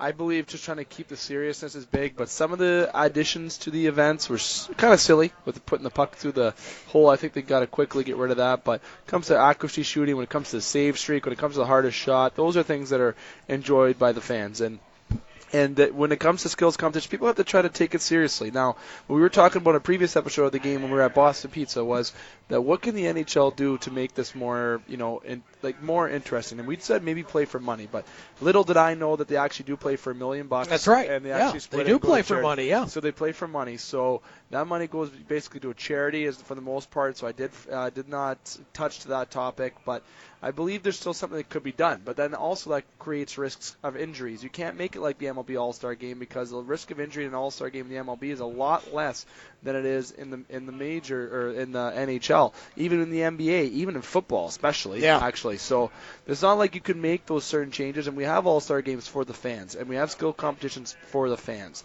That's what it's there for. They make it entertaining, but let's make it entertaining by not having, certain players be not involved in the All-Star Game, like Vladimir Tarasenko, Jamie Benn. There's guys that weren't in that All-Star Game that should have been. I think they should bring back the old East and West when it comes to the All-Star Game. Yep. And I think they should, keep the events that they have, maybe change up a few little things that they had this year that were silly, but add those types of events and bring back that. And when it comes to the game, play 5-on-5. Yeah. You know what? If they tie going into that, okay, let's make it interesting. Let's do a 4-on-4 and 3-on-3. That I like. And you know what? Maybe make it Okay, maybe make it $1.52 million, where the $1 million goes to charity and $1 million goes towards make it more if you want to, and make it more an incentive for the players. But the players shouldn't be there for the incentive. Baseball kind of is, because you want to provide for the fans, but you want to have the home field advantage. But hockey, the All-Star Game's about the fans. That's what it's about, and that's all that matters, is providing it for the fans and having fun. I liked seeing Wayne Gretzky coming down the wing in '98, a year before he retired, giving the puck over to Mark Recchi, Recchi when he was a ruck. Nice. When he was smaller, when you have, Brett Hall when he was younger, Luc Robitaille, all these guys. Those guys in All-Star games, the score was like 20-19. Yeah, ridiculous. It was nuts, even though they had nuts goalies in that, like Marty Brodeur, Hasek, Archer Zerbe, all these different guys were in net. Eddie Balfour, Curtis Joseph. So that's how the game used to be very exciting. They have to try to bring that back, and I think the NHL, like you said, EJ, is doing a good job in trying to implement this new direction in the All-Star Game and try to bring back the fans, but maybe bring back the old and entice the good. Not bad at all. Great topic, Dave. Let's get to my topic here before we get to our thumbs up and thumbs down for the week. Well, we got to talk about it. It's Super Bowl week along with I-500 weekend. Well, we got to talk Super Bowl Sunday, New England. Tom Brady. I saw a picture today of Bill Belichick. He looked like he looked like Don Corleone coming off the plane. He had the little hat, the suit. I love Belichick. He's so great. But the New England Patriots are taking on the Philadelphia Eagles in Super Bowl LII, I believe it's called. That's 52 by my count. I'm not Italian or Roman, but I do know right. Roman numerals there. And so I'll go to EJ first. Thoughts on the game? And not this show, nice. Which we have lots of thoughts on, but thoughts on the big game Sunday. New England going for their 6th title, Tom Brady's 6th ring, against a Philadelphia team that has never won. Nick Foles, who didn't even start until a few weeks ago. Is this a foregone conclusion? Is New England, who is the favorite, going to have an easy time? They've been there so many times. They got to win this one. It's Brady's.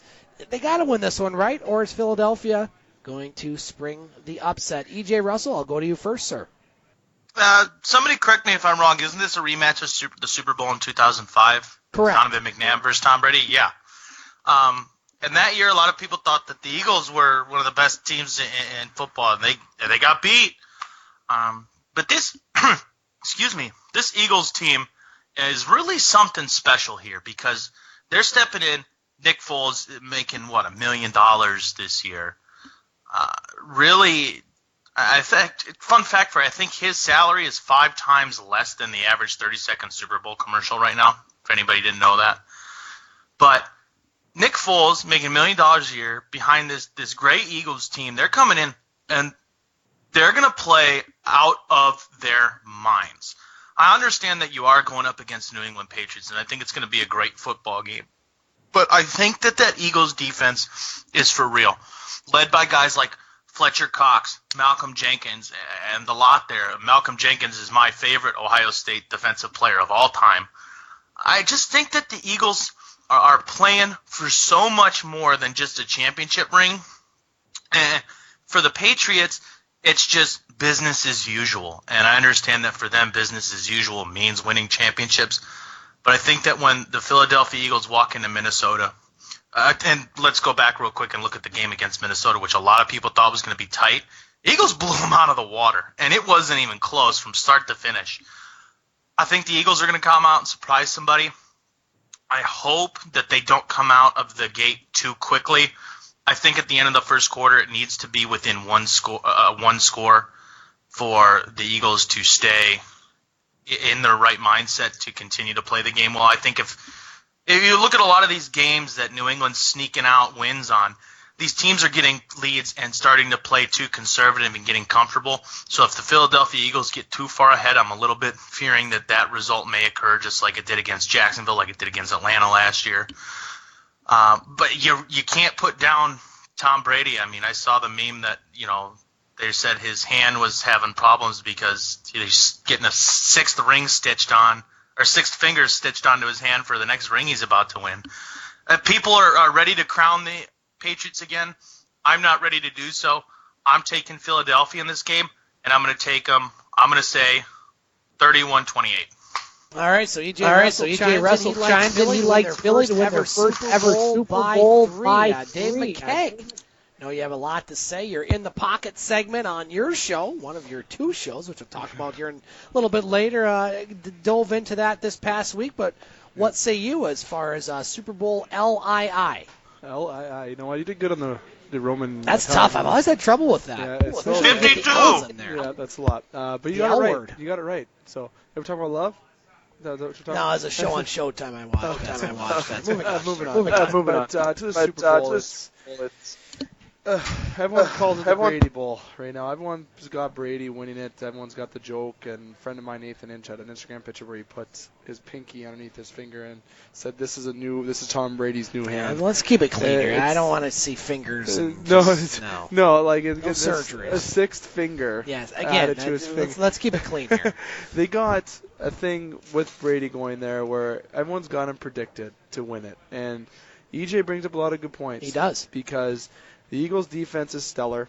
Their offense is no joke either. They've been the most consistent team of any team this year. It is. And Foles is not really that big of a joke. I know he's not like the guy that I would choose to start my Super Bowl right now, but the guy threw 7 touchdowns in a game. The guy knows how to play the game. The guy has nothing to lose, and that's his advantage. He's going into this game saying, you know what, sure, I got the whole city of Philadelphia that's either going to riot when I lose or they're probably going to riot when I win. They're running a subway train, I think. That's the truth right there. To be able to throw the football like he can, and how I felt how he was relaxed against the Vikings, because people doubted him against the Vikings. And last I checked, he shellacked the Vikings 38-17 on home field. Now he's going to Minnesota, where the team he eliminated is actually probably the fans are going to be cheering for him because they're the underdogs. Everyone... I respect football and Bill Belichick and Brady, and we don't say the H word, the 4-letter word on this show, but I'm going to say I strongly dislike the Patriots in terms of only reason being is because they win all the time. It's not because I don't like Brady. It's not because I don't like Belichick.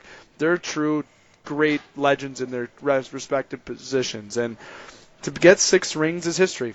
Heck, 5 rings was history. And Brady coming back last year against the Atlanta Falcons was absolutely absurd. Like, I don't know what prayer he did at the bottom in the 3rd quarter, but whatever prayer he did and sold his soul to the devil, I want that prayer for my future, because he came back. And look, he did Madden cover this year where people said, oh, there's the curse. He's not going to win. He's in the Super Bowl, and he came back against Jacksonville last week. So there's no curse for Brady. He is the GOAT, and he is the best quarterback in the game, basically, that ever to play. Statistically, maybe he hasn't touched certain statistics of certain quarterbacks, but when it comes to all-around game, which is all that matters to me from a coaching perspective, amazing. The Eagles' defense, though, is fantastic. The offense is hit and miss, and the way Nick Foles is coming, I think what's important to him is getting through the first half in the lead. And EA Sports, Madden predicted, they did a prediction game that they do all the time. He's still alive? John Madden? Yeah. Oh, I guess. I don't know. Haven't heard from him in a while. They predicted the Patriots to win 24-20. Okay. So that was what the video game predicted. And that was with the Eagles having the lead and the Patriots winning with 3 minutes left in the game. And that's funny because if Tom Brady's going to win the Super Bowl, that's exactly how he's going to win the Super Bowl. It's either a nice Hail Mary with 2 minutes left. It's either going to get picked off. Hello, Giants. I know you remember how that went. I do. Or he's going to get that touchdown to Edelman. Wow, he's injured. To Amendola. Doesn't matter. Throwing wide receiver here. It really doesn't matter who it is. Wide receiver C. Put me on that team, and I'd probably catch it. But at the end of the day, I like what the Eagles have to offer. And as a betting man, I know my heart's saying the Patriots. As a true sports guy and co-host, analyst, whatever you want to peg me as, I got to say the Patriots. But you know what? I'm going to go on a limb and say that it is going to be the Eagles coming on top. I think you're going to see a Cinderella story. I think Nick Foles is not going to outgun Brady, but that defense for the Eagles is going to be superior, and the Eagles are going to play the small ball game, and that's what's going to beat the Patriots. By how much? Give us a margin. EJ, I think, said 4, right, EJ? 4 points? 28-31. Okay, 3 points, 28-31. What do you got? Let's put a margin and a score. You know what? I'm going to go with 28-17. Oh, wow. Okay, you're going 11. I'm going to go big because go big or go home. I think that's what Foles' mentality is. I mean, he's going into this game, he's coming off a lot of touchdowns, right? Coming off a big week. Sure. But I think he's still going into this game knowing that he can't do what he did last week again. He's going to have no pressure. He's going in there to win a Super Bowl, which is pressure, but I feel like he's just enjoying the moment. He reminds me of the replacement, Shane Falco. I feel like, let's go with that term. He's that guy that no one predicted was going to win, and I love an underdog story. I'm betting on Vegas this week, and I'm going on the Eagles train right now, and I'm a Steeler fan. You are. Rooting for another Pennsylvania team. You are. That might be divided loyalties there, but great stuff, gentlemen. I'm going to be the voice of reason here Yes. as far as this subject. And I will say I do have a little disdain. I'm not going to say the four-letter H word for the Philadelphia Eagles. It happened their second to last week of the regular season when they took on the Oakland Raiders. Now, I was in 3 fantasy football leagues this year. I made the finals in 2 of them. I lost in both final games, but, I still did well. In the 3rd league that I was in, I had a 99% chance of winning when I went to bed on that Monday night against Oakland. And that's where Oakland had that throwaway play where they lost the ball. Philadelphia scooped it up, scored a meaningless touchdown, which cost me a lot of money and a lot of fame in my fantasy football. So because of that reason and that reason alone, I do not like the Philadelphia Eagles, and I will pick New England to win by 11. Give me 31 to, do the math here, 20. 31-20 New England. Tom Brady, 6 rings. Greatest of all time. Got to go with the Patriots. No Philadelphia in this one. Not root for them.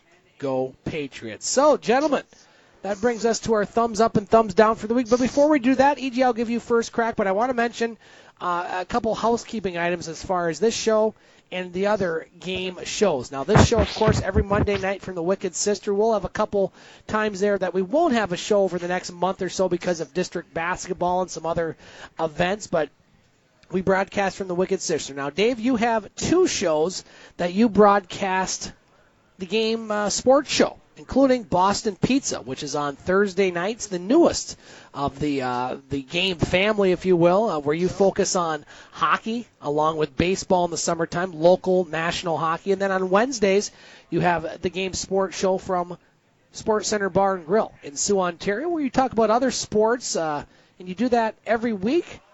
And you have some big things coming up this week as far as your show. So let's give our listeners a preview of some of the things you got going on before we get to the website and some other things. Absolutely. And the Wednesday show, as everybody knows, we're in our 3rd year at Sports Center. I can't believe it's been that long, local. And we do our In the Pocket segment. We do basketball. We're going to talk a little tennis this week. Sometimes I could throw a wrestling character in there. I've been waiting for that. That's both in my thumbs up and thumbs down. And actually the fun character that we have on the wrestling segment, Nathan Inch is actually expecting a child, so I had to give him congratulations out with that. But Wednesdays, as we record at Sports Center at 9:30 till about 10:30, 11, we kind of take the shackles off, as you would say, with that show in terms of we have fun. It's a lot of round. We have shackles on this show? No, we don't. Okay. But I mean, if we kind of it's don't the after follow hours show. For sure, Jenna. We know what we're talking about, and it's more of a roundtable discussion on Wednesdays. More of off the cuffs. It is off the cuffs. I like that term. But we talk about football in the pocket segment. We have a big week this week because the Super Bowl is this Sunday, obviously. So Jamie Antonella, myself, and hopefully Dustin Grana and Dane are there as well. Expecting the biggest table of the Wednesday show this week. But Thursdays. Everyone knows we joined Boston Pizza. We just started January 4th was our first show there. That's a cold night. It was a very cold night for sure. And I can't believe the first month of January is already passed. We're going 4 shows in, so we have a big week this week. I actually will have Paul Maurice, head coach of the Winnipeg Jets, on the show this week. I will also have Joe Bowen, the voice of the Toronto Maple Leafs. Look at this guy. Hey, we got E.J. Russell and Butch Davis, baby. Those are just as good. So that's all you need. With Joe Bowen this week, he's no stranger to the show. That's He's been on before. You can listen to the previous episode, which was back in March of 2017. So you could tune into that. And that'll be this week. We do plan to have Radish and Kachuk on, too, this Thursday. So I'm kind of still in discussion with the Hounds. They have a lot going on in terms of media coverage. Show. So we're hoping to keep it an hour, believe it or not. I don't know how that's going to happen. I don't believe it. But we have a lot of great guests coming on this week in terms of Boston Pizza. Myself, Dane, and Justin will be live at BP at 9:30. We have the trivia question. The question box is still open. As everyone knows, everyone answers, and I do a fair draw. And the prize this week is pretty awesome. It's geared towards a Super Bowl and a nice TV. Oh, TV? Yeah, possibly. Where are you getting all this money? It's the door prize at the big game party at Boston Pizza is a TV, so maybe it's something towards that. So, you want to make sure you listen to the episode last week and you get the trivia question right. You can message us. We now have an email and website that you're going to get to shortly. We have an email. My goodness. We have an email, too. So, Thursday show, 9:30, Boston Pizza. We'll have Paul Maurice and Joe Bowen on by there, and definitely excited to have those boys on for sure, especially Paul being from the Sioux. going to be a great conversation with Paul. And you can catch both shows on the podcast page of the game at snason.podomatic.com. And our website is still under construction. We're hoping to work out all the kinks this week. And that website is thegamesportshow.com. There you're going to be able to find this show, the show from Boston Pizza, the show from Sports Center Bar and Grill, along with Butch on Sports, and any other sort of broadcast that we can put on. So hopefully we'll get that up and running by the end of the week, if not early next week. Again, that website, thegamesportshow.com. Very good, Dave. Yes. My goodness, I feel like a proud father all of a sudden. It's not because I'm older than you. All credit to you. No. All credit to you, sir. Well done and very good indeed. And speaking of a proud father, my other son, E.J. Russell. Wow, I can't believe I went there. For sure. E.J. Russell. Hey, to be fair, your final thoughts and your thumbs up and thumbs down for the week, sir. Well, you call me your other son, and to be fair, I'm adopted, so who knows if that's even possible. So Dad, maybe? No, who knows? I'm not that old.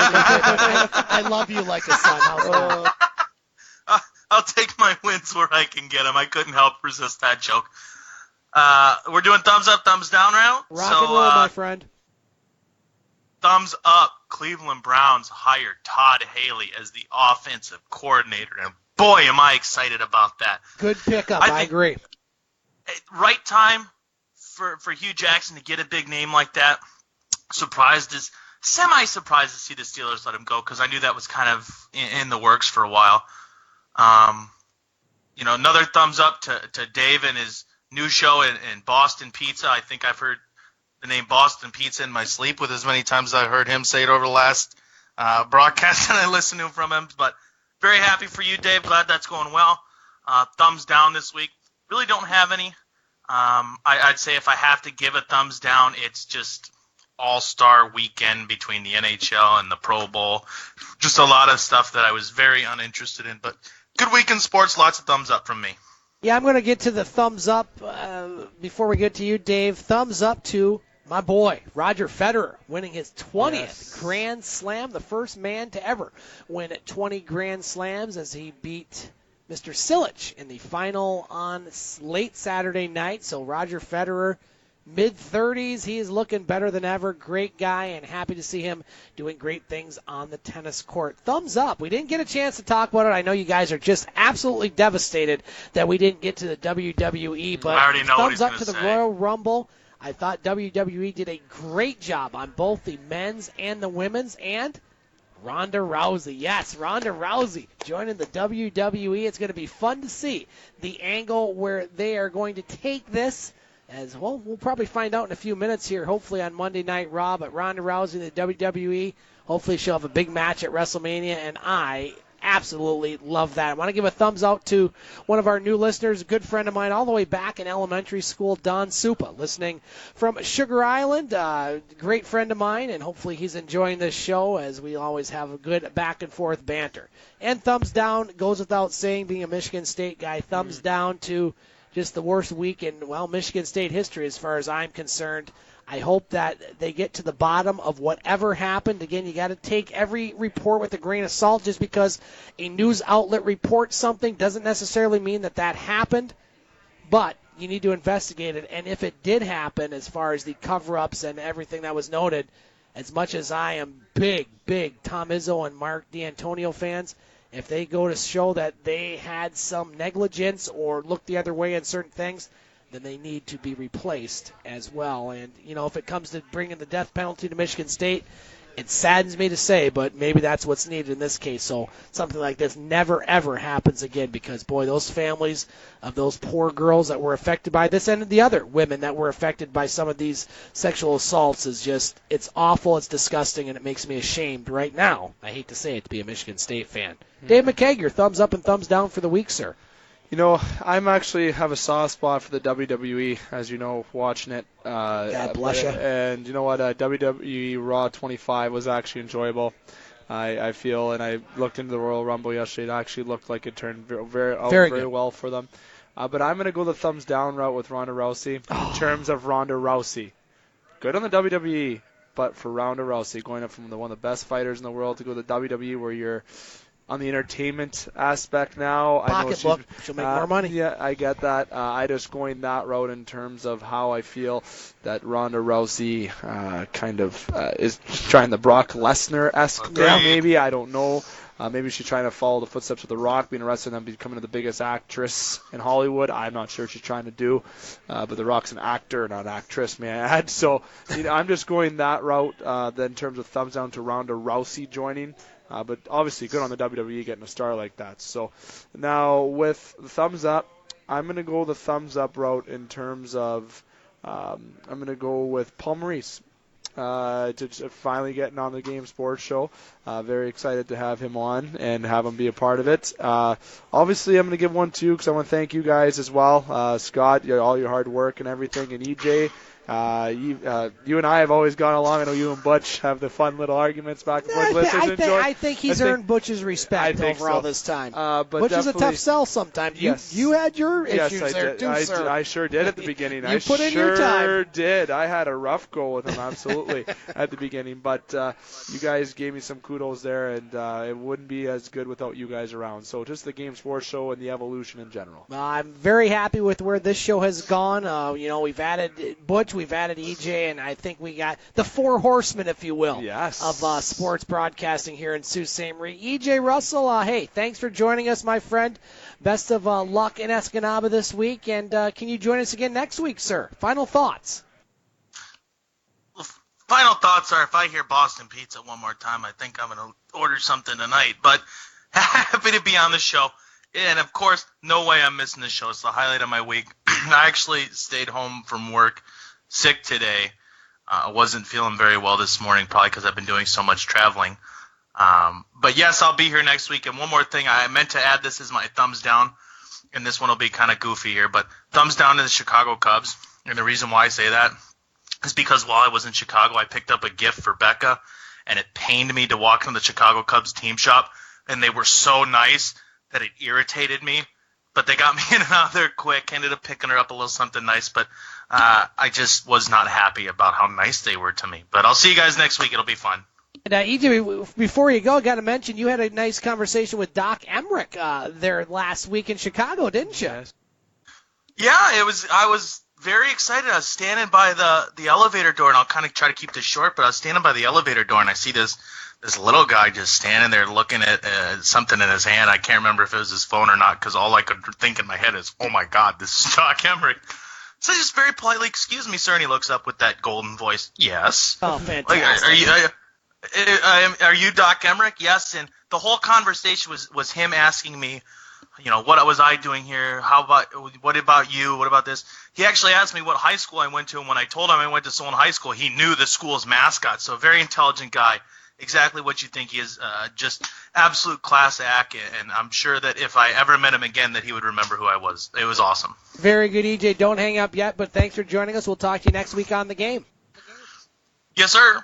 And Dave McKeag, we will hear your broadcast of the game on the podcast page, snason.podomatic.com, Wednesday and Thursday, and on the website, which we'll hope to get up and running here by the next week or so, at thegamesportshow.com. Thank you for coming over, as always, my friend. Good to see you, and we'll talk to you next week here at the Wicked Sister. Absolutely. Excited and looking forward to next week already. I want to thank all our guests tonight, including Dave, EJ, Butch, along with Ray Bell, head coach of the Brimley Bays girls basketball team, Rodney Clark, assistant coach of the Laker men's basketball team, and our broadcast engineer, Katie Woolen. We'll be back next Monday for another edition of The Game. Get ready for it, EJ, here on Eagle 95.1. Thanks for tuning into The Game on Eagle 95.1. Tune in every Monday night at 6 for local sports talk on The Game from the Wicked Sister on Ashman in downtown Sault Ste. Marie. You can hear the full 2-hour broadcast of The Game, including regional and national sports talk and guests, on the podcast page, snason.podomatic.com. Or you can find the link on our Eagle 95.1 Facebook page. We now return you to your regularly scheduled program. Eagle 95.1 WUPN Paradise, Sault Ste. Marie.